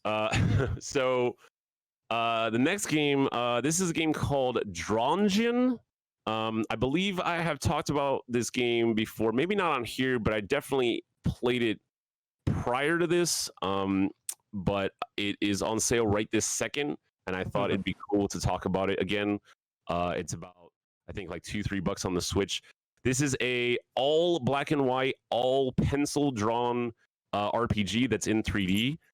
It is completely randomly generated, other than your hub world. So going into the dungeons is like playing any other rogue. There's treasure, there's status effects, there's hundreds of different weapons, there's all kinds of stuff you can find, and it's always different every time you play. It's admittedly is a little weird to get used to looking at a 3D world in complete pencil drawn black and white, but after you get used to it, you're like, holy shit, this is like a miniature Skyrim, or like a miniature I don't know. I'm trying to think of another game that really grasps this. But anyway, if you like roguelikes, if you like dungeon games, and you like first-person games, and you want to try something that has a really cool art style with literally all of the art being actually hand-drawn by the dev, I think it's just really cool, especially for $2-3. I love games where there's endless replayability, where there's endless situations and, you know, randomized elements. So, you know, I just never really saw anything like this before. So... Very, very cool game. Totally underrated. Yeah, that's Dronjin. And then my last game I want to talk about is a Metroidvania. This last game is called Feudal Alloy. It is. I love that name already. Yeah. This is a game where you basically play a little goldfish that somehow, a la Earthworm Jim, has figured out how to attach his goldfish bolt to a suit of armor, and that is who you play. It's very much big bosses, lots of loot, lots of equipment, all hand-drawn animation, full-blown Metroidvania open world. I really enjoyed it. I haven't finished it yet, but, you know, and there's lots of other Metroidvanias out there, don't get me wrong. But what I liked about this one so much is the wealth of secrets to find, the loot and equipment that you can get is just like, there's just so much of it. And the animation is gorgeous. It feels like watching an old Saturday morning cartoon, that kind of thing. It reminds me, I used to watch this like Don Quixote show, like this Hanna-Barbera cartoon when I was a kid, and it looks just like that. Really cool bosses. I mean, you know, if you like Hollow Knight or Messenger or any of those games, Feudal Alloy. It's also like $3. So sweet. Yeah. So I know that was a whole mouthful. I say you put us on some good stuff. Like there's a couple of these games like I definitely wrote down. I'm gonna definitely check out. And like I said, I downloaded that simulator game, the socialism game. Yeah, I try to get. You probably have it already, Chris. A little 2D, a little 3D, you know, a little black and white, a little full color, a little hand drawn, you know. Exactly. Always bring the heat, Herd. Exactly. Always bring the heat. Always bring a nice variety. Like, yeah, always appreciate it.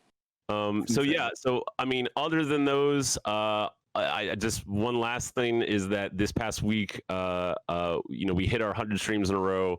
On that same day happened to also be my birthday, so that was a great day. And I asked our chatters what I should play, like what big game I should start that I haven't started. And my friend Faye was like, Herb, I swear to God, fucking play Breath of the Wild, because I hadn't played Breath of the Wild yet. So I started that this week, and we don't even have to get into that because everybody knows what Breath of the Wild is. I mean, you certainly can get into it. Definitely interested. That's why we're here. You should definitely tell Chris what you think about Breath of the Wild. So, all right. So, I like Breath of the Wild. I have to say, it does not feel like a Zelda game to me. But that's not a bad thing. Hey, there it is, Chris. Yeah, I mean, it doesn't. It does. Zelda games are a whole lot of talking in the beginning, a whole lot of meeting everyone in the beginning, very familiar themes, very, very specific things that happen in Zelda games. And Breath of the Wild kind of throws all that out in the same way that Majora's Mask or Link's Awakening threw a lot of that out. And it kind of just goes on its own thing.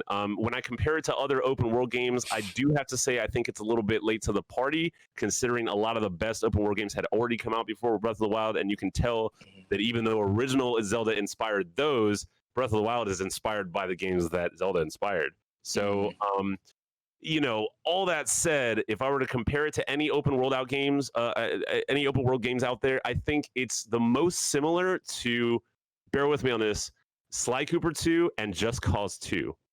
It feels to me just like those, but in a Zelda shell. And I say that specifically because I played Horizon Zero Dawn, I played Crackdown, I played Saints Row, I played all the open world games. And the main thing that Breath of the Wild, it gives me those Just Cause vibes because one, you have a parachute, and two, you can climb and just like cheese out every mountain you can possibly find if you know how to do it. It also gives me this, there's a lot of stealth going on, and it gives me Sly Cooper memories where you're like sneaking behind people and trying to get that good shot and trying to pick up their loot without them noticing, stuff like that. I have enjoyed it. I'm like about 15 hours in.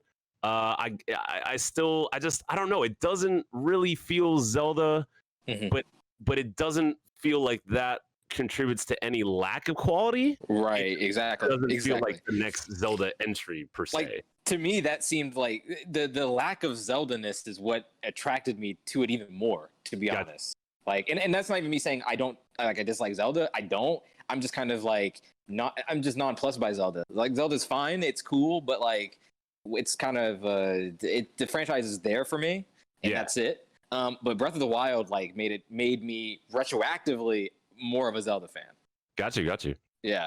There's so much to do in it. I mean, it never really, there's no point where you really run out of stuff to do. And I'm told that with the way the whole Blood Moon works, that essentially it's endless, basically. So that's kind of cool. I like all the things that they implement from other open world games that they, of course, polish to the nth degree because that's Nintendo. I mean, it's really, the only cons I would say are that Zelda needs some damn more voice acting. It's 2020 Nintendo. And also, if you're expecting that very sort of tried and true formula of like, the dungeons and you get this and you do that, like that's not really quite there. It is, but this is like the first Zelda game where I feel like you get the bombs in the first freaking hour, which is, I was like, wait, I have bombs now like forever? And they regenerate, and I don't have to buy more. Like what? Like what am I playing? Yeah. No, but again, that's not really a bad thing. So also I have to say about Breath of the Wild that a lot of people are really having a hard time getting the Switch right now. They're very expensive, or they're out of stock, or whatever. I have to just put this out there. Breath of the Wild is also on the Wii U, and Wii U's are like $80. So if you're just trying to play Breath of the Wild and you don't have the money or the resources to get a Switch that's literally like $500 right now or $400, are you serious? Grab a Wii U, and Breath of the Wild is the same game. I looked up the differences. The only difference is that on the Switch it's in 900p, and on the Wii U it's in 720. But all the content and the DLC and everything is the exact same game. So just saying, for a lot of people trying to save money right now, I hear a bunch of people, when I was actually doing it on stream, they're like, oh, I want this game so bad. I want Breath of the Wild, but I don't have a Switch, and they're all out. Dude, go on eBay, $80 Wii U. Breath of the Wild is literally at GameStop for $10. Boom. There you go. Yep. So yeah, that's my pass. Very, very nice. Yeah, thank you for that, Herb, especially with that impromptu Breath of the Wild impression. Appreciate that. Chris, what you been playing? Oh man, so a lot of Last of Us, because I got it like super last minute. You know, we're gonna be doing the spoiler cast, and I was originally gonna sit out of it because, you know, I avoided all the spoilers, I avoided all of like the controversy, but the people wanted to hear my opinion of the game, so of course I had to get it for the people, for the culture. And oh man, I sort of wish I streamed it, because I could literally feel my face like make reactions when certain things happen in that game, which happens a lot. So I really wish I streamed it. I really, huh? No, for 20 hours, like it's literally for 20 hours, it's just me making faces, me saying, wow, they really did that. And you know, I'll go into that more in the spoiler cast, but just for the sake of saying stuff about this episode, you know, echoing everything James and Rod have said over the past couple of episodes about the game, like the game is good, like it's polished. Definitely if you're playing it, I know some people say, oh, like I want to play the game the way the developers want me to play the game. Shut up. Don't be that person. Stop it. Go ahead, open up the options, mess through the settings. Like they put in so much work to customize this game for literally anybody to play this game. I was on Twitter about a week ago, and someone who was I don't know if they're like fully blind, partially blind, whatever. Yeah. They pretty much said that this was like the first game they've beaten in years without auditory support. Exactly. Wow. Yeah. So it's a major achievement on what they could do with like the accessibility settings, what they could do with just sort of like adding extra options into the game. This is definitely that game. If you have a significant other who doesn't really play video games, you can essentially go into the options. You could turn on like auto aim. You could turn on like just certain things that will sort of like help that person play through the game, or things that you may not like that you have to do in the game. You can sort of turn it off. So let's say you get stuck at a puzzle. You can literally add an option where it says skip puzzle, and you skip it. I like that, because really, like, can I just like I'm not gonna spend like, I'm so not gonna trash on Last of Us because I know everybody loves it, but I have to say I beat the first game on hard. I only played it once through, and like I didn't love it, but I have my reasons, so we don't have to go there. But to hear that, like all the things they've added and accessibility and things like that, that makes that more attractive for sure. Yeah, they really tune the game to make it that like people want to just enjoy a story. Right. Which, you know, some people want to go to Naughty Dog games just for that. They don't give a shit about the gameplay, and that's totally fair. And you can totally, like Chris is saying, you totally play the game that way. Totally. My biggest thing, and I know a lot of people's things, and games that are turning more like semi-open world, but at the same time is still confined, but still super vast where you can get lost. Go into options. There's an option to like click the L3 button, where it will sort of point you in the right direction on where to go. Oh, that's great too. Wow. That's something that like the first half of the game, like I was doing good when like the game pretty much puts you on the right path, where like if you just stay on that path, you could sort of get through the area. But eventually in the area started opening up, and I was like, yo, like a bulk of my time has been like trying to figure out how to get out of this area. And sometimes it's like super simple, and I'm just dumb, and I don't see that I have to like climb on a shelf to get out of a window. And then but then sometimes it's also like they point you in a direction, but you really had to like turn left and then back or something like that. So especially with like my predicament of trying to finish it before we got to the spoiler cast, you know, that definitely helped me out. But it's cool. It is a really interesting game. There is a bunch of controversy that surrounds this game, which I feel like is super unfortunate, which God. I feel like I could talk about here without being, you know, too spoilerly. But, you know, playing through the game, I was expecting like some sort of like really big you know, something that like, would make me stop and like, wow, I can't believe they really did that. But no, like people are really like out here threatening voice actors because they're playing either gay or transgender characters, y'all, listen, I lose all respect to people that are out here on Twitter threatening people for this. There is no excuse whatsoever. Y'all are dumb. Like, someone clip this. Someone clip this so I can send it to every one of those people on Twitter that are out there attacking these people, attacking just gay and transgender people. You're stupid. It's like, why? There's no reason for it whatsoever. So did you see the petition? Right. So from should I play that? Fuck you. Fuck you.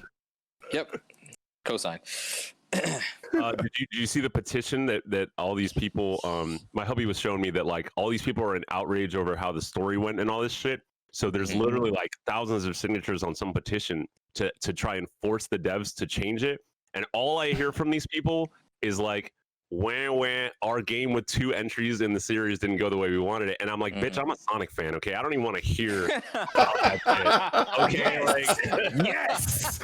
Like, I don't want to hear nothing about, your sequel to like the best-selling game on PS3 is also the best-selling game on PS4, and it didn't go the way you want, and you're gonna try to like threaten the devs into change. You know, like, get the fuck out of here. Like, it's when people do that, I feel like, at least to me, like the whole like, you know, petition, like sign to, you know, petition things, it loses its value when you're trying to petition bullshit. Right. Because right next to that are all these other petitions, you know, change.org and all this other like real shit going on, and people are over here arguing about an obviously very well made game with a ton of work that's gone into it, and they're like, oh, it didn't turn out the way we wanted. I'm like, y'all, like that right there says to me that like not enough. Maybe Last of Us just draws too many casual gamers, and those people aren't used to like the disappointment in the gaming industry that us longtime gamers are. You know what I mean? Like we just kind of get used to that stuff. Your skin gets thick when you realize that Street Fighter 5 is going to suck, or when you realize that Sonic Forces is going to be okay, or when you realize that, you know, whatever. It's like your skin gets thick over time. So stuff like that, I'm just like, come on now. And then yeah, like you said, like threatening people, I'm like, yo, it's a game. Like, just play it or don't. Like, yeah. Fuck. So yeah, I can't wait to sort of go into a deep dive on the spoiler cast about the game, because there's a lot that this game does right, but then there's also like some huge misses which we'll get into. But you think so? Yeah, I feel so. I just personally think that like things not playing out the way you intended is the point of The Last of Us. True, because that's kind of like the game. Right. I mean, that's a zombie apocalypse. That's literally the game. Yeah. Right. Yeah, I think things that I won't speak for Chris, but at least I know for me, the misses aren't. It's not necessarily something narrative based or based on like something that happened that I didn't want it to go another way. It's more of how certain things kind of flowed within the grand scheme. Okay, so what? Okay, me and Rod in the same boat about it. Yeah, but yeah, we'll definitely talk about that more. But yeah, like I honestly, that's been the bulk of my free time is playing through that game. So excited to talk more about it. But we're gonna go ahead and knock out the news, and then like we said, go straight into the spoiler cast and just sort of see where that goes. But news this week really interesting, and I want to hear from you, Herb, about this, because this is you know, you're into fighting games. I feel like out of all of us, like you, like this is something that you live, sleep, eat, and breathe on the weekly. But Evo 2020 is canceled. You know, and like not only was it canceled because of like COVID, they then moved over to the online bit, but you know, now it's just like it's canceled.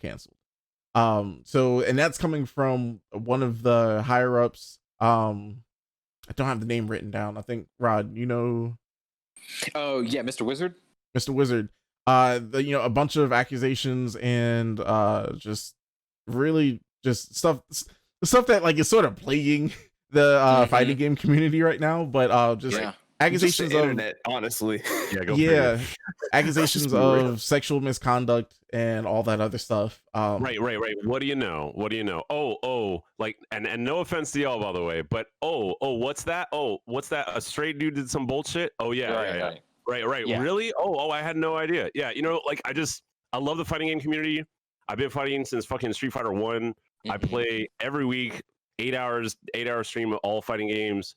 and other stuff outside of that. And I'm just like, it's time for us to look at that. It's time for us to look at that. You know, I can't tell you how many times in the 90s or in the early 2000s I would go somewhere to play Marvel vs. Capcom 2 or Killer Instinct, and you just hear someone dropping hate speak. And I'm not just talking about F-bombs either. People dropping N-bombs and saying all kinds of stuff to and against and with other people when they lose or when they're salty or whatever. And like, we have to get that shit out of there. There's a ton of girl fighters out there. There are a ton of queer fighters out there. Sonic Fox, hello.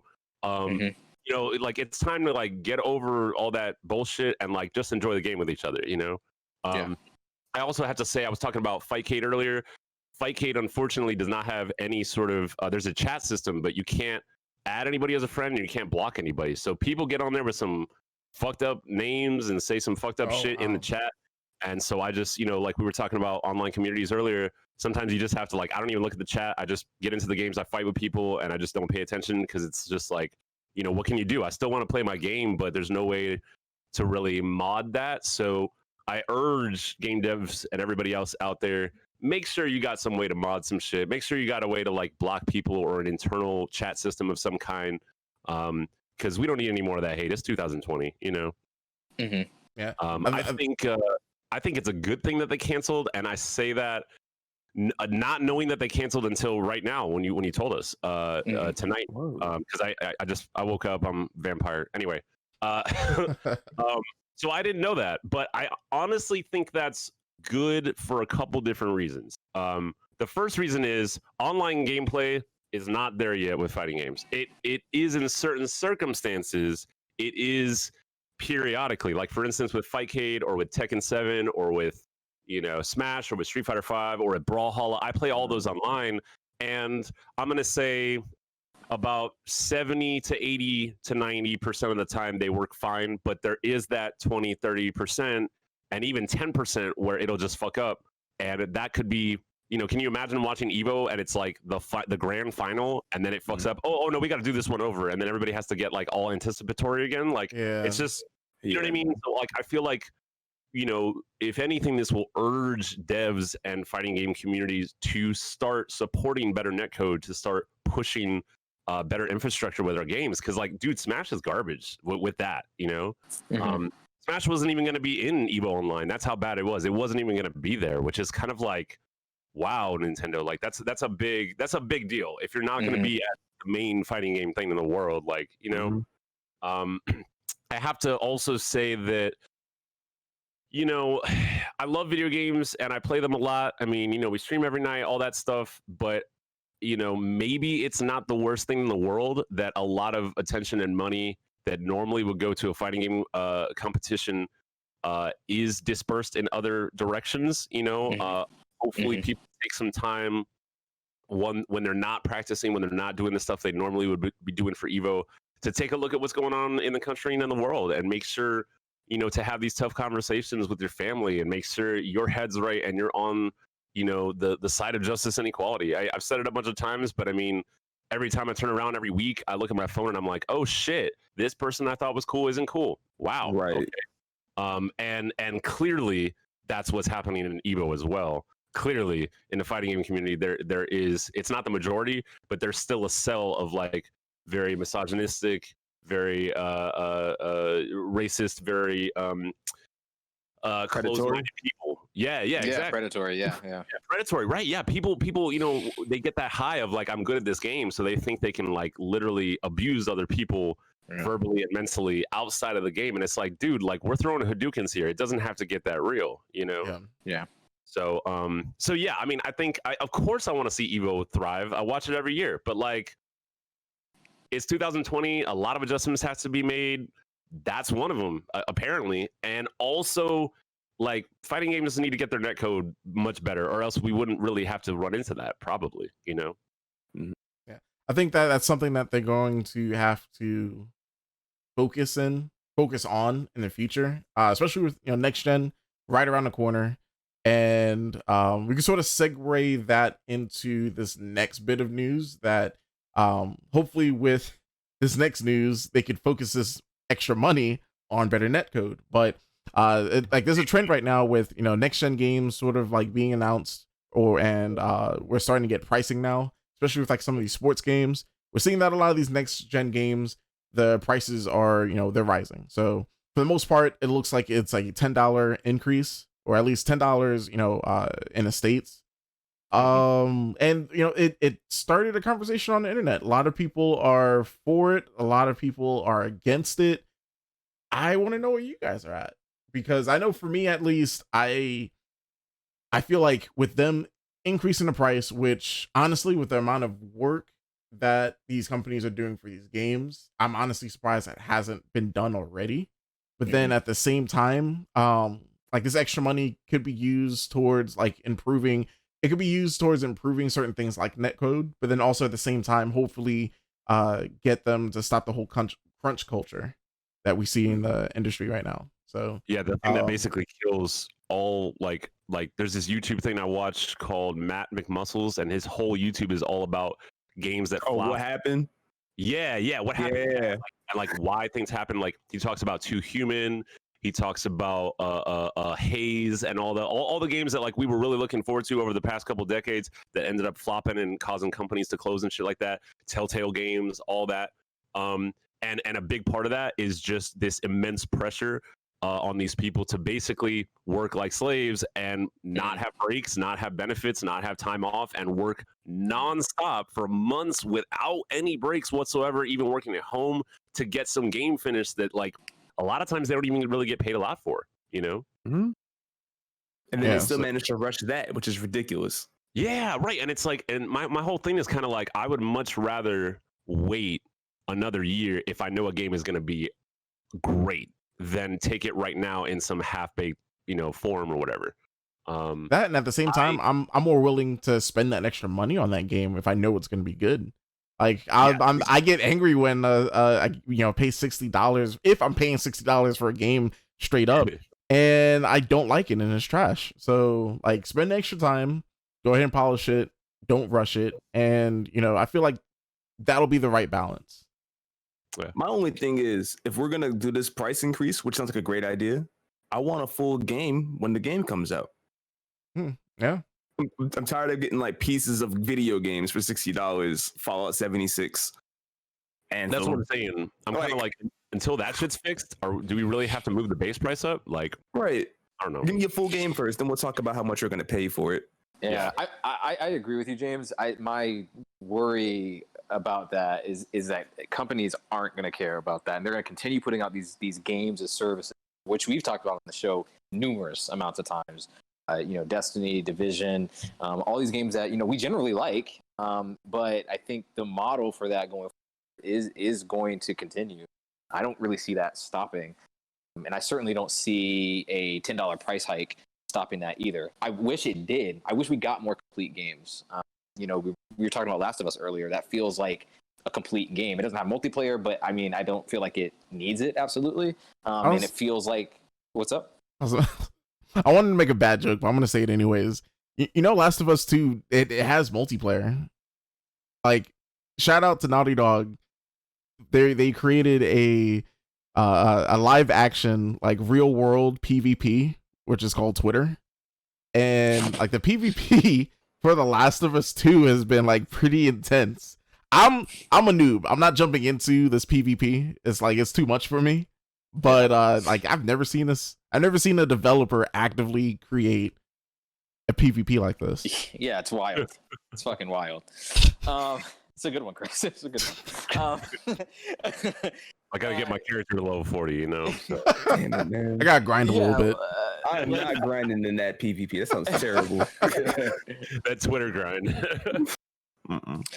Yeah, the development costs, like I agree with you, Chris, about that as well. Like I'm surprised we didn't see that this generation. I think we got lucky personally with that. But that luck seems to have run out. But also, yeah, the development costs have risen like 300% or something like that throughout the course of the last 7 years. So, I mean, with that being said, I don't think this surprises any of us really. Not really, no. So yeah.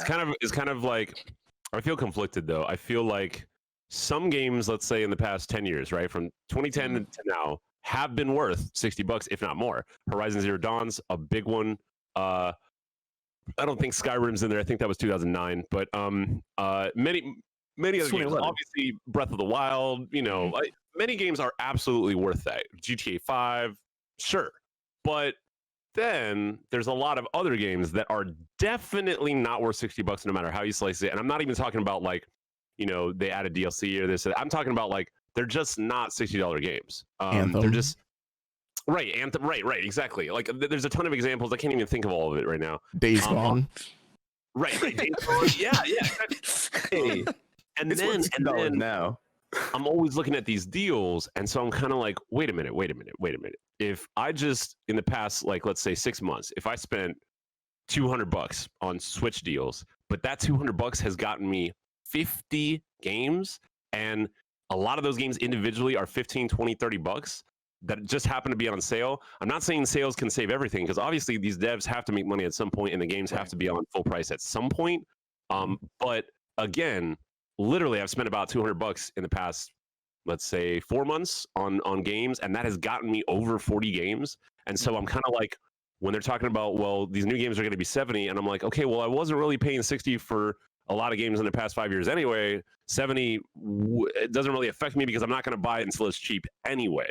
And I just have to like point that out, because I feel like, unlike 80s and the 90s, we have so many choices now. You know, when I was a kid, it was like your parents might have got you that game for Christmas or your birthday, but like that's it. And when they bought it, it wasn't bargain bin, because there weren't really any bargain bin games unless they were trash. And so all of those were like 40, 50, $60. And you know, you cherished it. You held on to it so hard. You knew every facet of that game because that's what you had. And now we just have so many games that I guess, just personally for me, I think it's hard to justify buying any game brand new for me right now. And if the price is going to go up, I'm kind of like, all right, well then, like we were saying, we need to see improvements. Netcode, we need to see a lot less of this whole like, oh, get the game now and it's half the game, and then in a year with $120 total, you can have the full game. Like, come on, y'all. Like, just like, if it's gonna be 70, great. It needs to be 70 on the dot, not $72.99, not $71.34, $70, and give me the full game. And if there's gonna be more, great, but make that like an accessory to the game, not filling in the blanks of the whole complete ass game that's not complete. Like the ending. Right, like the ending. Right, I'm like, what? Like, you remember what is it, Azura's Wrath? I was just about to say that. Yo, Herb, get out of my head. You've been in my head all episode. Right, I'm just like, oh, man. Very cool game. I enjoyed it, but that whole shit, I was like, whoa. So that's where we're going with the future games? Like, count me out. Like, this past week I wanted to replay it, and I was like, damn, does that mean I have to like find like a complete edition where I have to actually buy the ending, the true ending of the game? Like, so I was disappointed at that, but then at the same time, yo, Capcom, put out a remake, please. Anything. Like, I'll buy it with the full thing, please. I'm surprised they haven't done that. But then at the same time, like, that game was such as a niche game that I don't know. I think with like the world of Twitch, with YouTube, like, you can honestly just watch a streamer play it and get the gist of it. So and you're good. Yeah. I mean, it is just QTE the game. Yeah. So it's fine. But yeah, I think a lot of big name devs need to start looking at smaller devs and learning from what they do. Since we're talking about this, I just have to highlight Brawlhalla. Since we've been doing these fighting game streams on Monday with Controllerize and everything, it's been kind of like a task in finding out what is the best to play that everybody can play at the same time, or at least for no money or cheap or whatever. Brawlhalla, I have to say, lately I've been liking it more than Smash. First of all, I started playing on a stick that my friend sent me. And second, I mean, when you compare them side by side, okay, right? Smash clearly has the characters because they have all the characters we want to play. It also, the fighting system itself is very unique. And Smash is always going to be Smash. It's great to play. It's fun. It's inclusive. It's very polished. But it's $60, and then you still need the passes and all that. As opposed to Brawlhalla, which, granted, the only recognizable characters are Rayman and the Steven Universe characters, but there are just as many full characters in the game as Smash. The full game entirely is $20, and if you just want to play with friends, it's absolutely free. It runs on every device simultaneously, including your phone. it's drop in and drop out. Like if you're playing and you get lost or like you're lag or whatever, the game just replaces you with a bot. And then when you come back in, you assume the bot. And it's 8 players online with like little to no hitches or lag. And so I'm kind of like, when I pair all that for $20 or free versus Smash, I'm kind of like, wow, Smash, you have a lot of work to do, you know? Just being able to play 8 players online with good netcode on any device, like crossplay just needs to be a thing from now on. That's the other thing. Absolutely. If games are going to be $70, give me that fucking crossplay, especially if it's a multiplayer game. Yep. Yeah. Just saying. All right, so we're gonna go ahead and wrap up the news stories with this last one. EA, Take-Two, Activision, and now Microsoft are now interested in buying WB Games. AT&T is looking to sell WB Games, and that's including a lot of franchises, mostly Batman. That's the one I care about. And Injustice, right? Also, and Injustice, Mortal Kombat, Kombat. Like, what's Shadow of Mordor. But mostly Arkham. I want to know where Arkham's going.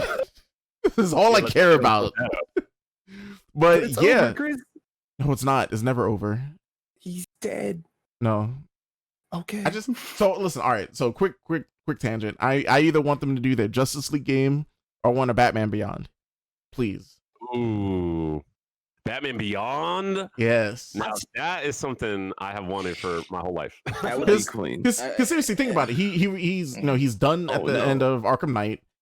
So like having like that old Bruce Wayne. That's like, the story of Batman Beyond. The old Bruce Wayne, Terry McGinnis, waltzes in, figures out that he's Batman. Now you have a new Batman. Just makes so much sense to sort of like put that in together. Mm-hmm. Yeah, he could like carry the torch. I'd be down for it. So yeah. My question to you guys is, who would you want to see buy WB Games? Because that's also really big, because some of these companies could easily fuck up WB Games. Out of the 4 listed, or just like in general? Just in general. Oh. I'll put my name in the hat. I'll say that I want Microsoft to take it, just so people could stop talking shit about exclusives. And then knowing Microsoft, is going to be exclusive for Xbox, but also it'll be on PC.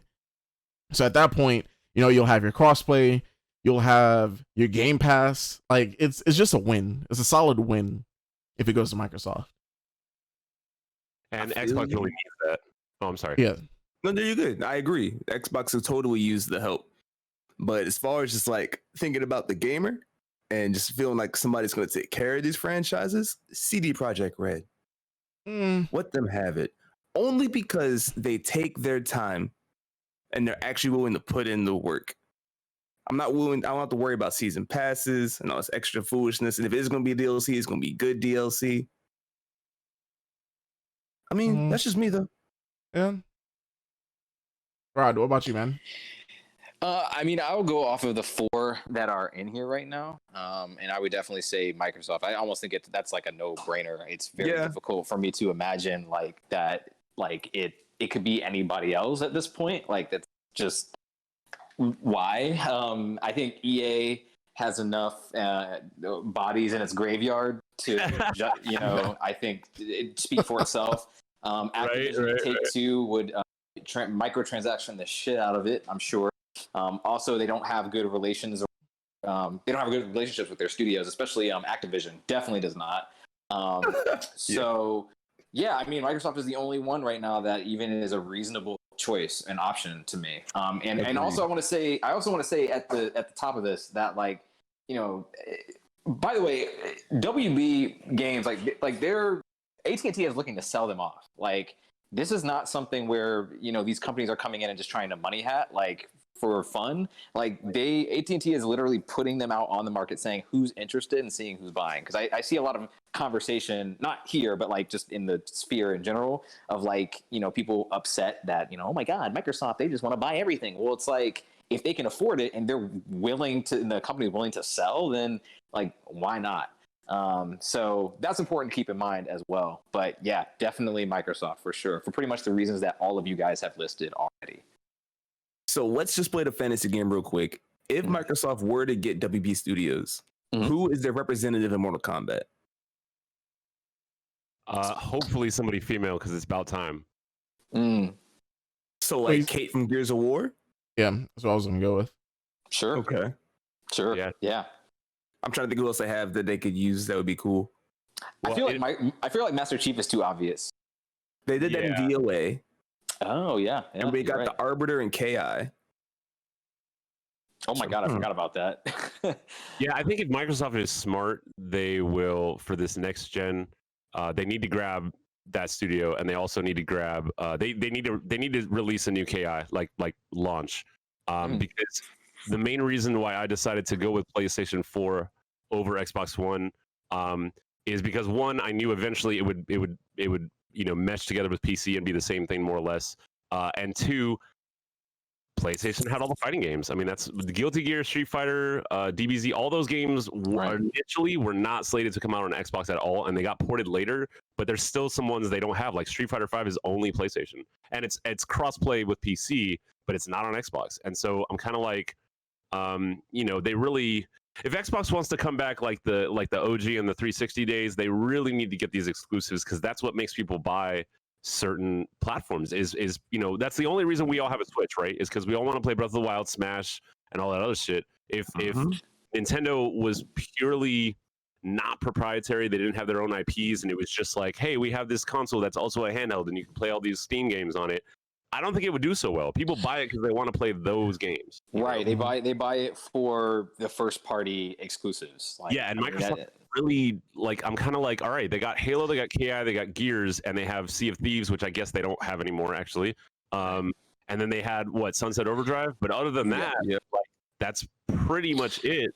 And I kind of miss I don't know, I miss all the weird exclusives and the weird cool PC ports they had with the OG Xbox and 360 arcade. Yeah, that was the Summer of Arcade back in 360 was fire. And you just couldn't find anywhere, like Scott Pilgrim and all these other games. It was just like, oh, it's only on Xbox, So it's weird how they've done such a 180 in terms of popularity in that respect. Yeah, I wanted TV on my Xbox, and this is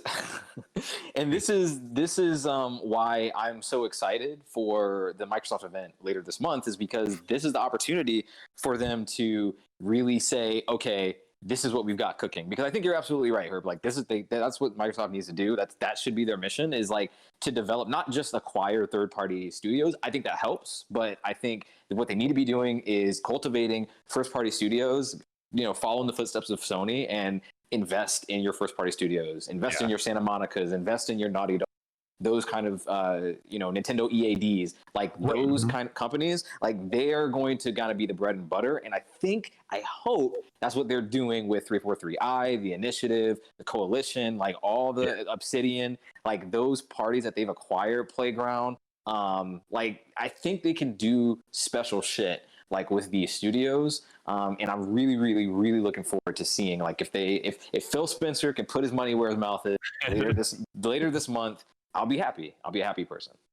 And also just working together with third party companies that aren't how do I put it, working together with Sega or Capcom or whatever, and getting exclusives from those companies that are only on this system, even though clearly those companies make games for whoever, but they need to start having exclusives, even if they're not developed by Microsoft, even if the company isn't owned by Microsoft.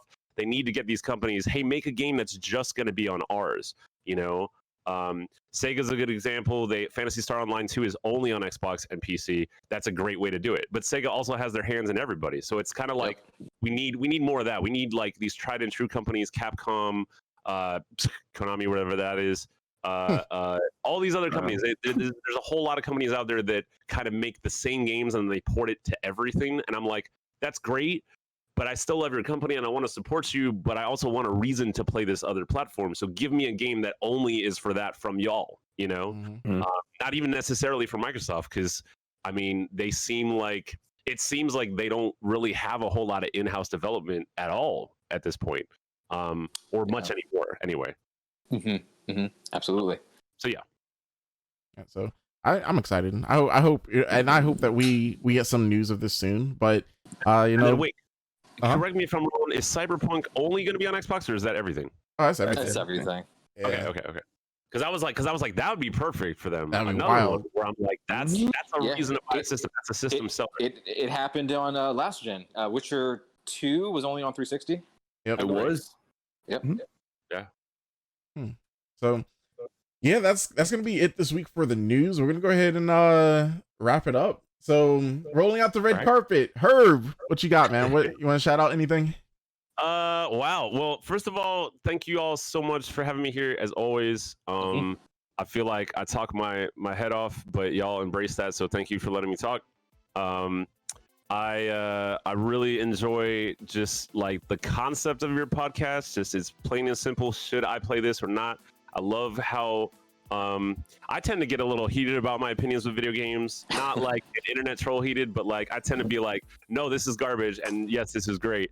And what I love about all of you, and especially like Chris, you always have this very like, you know, let's look at both sides, very objective look at everything, and I really, really like that.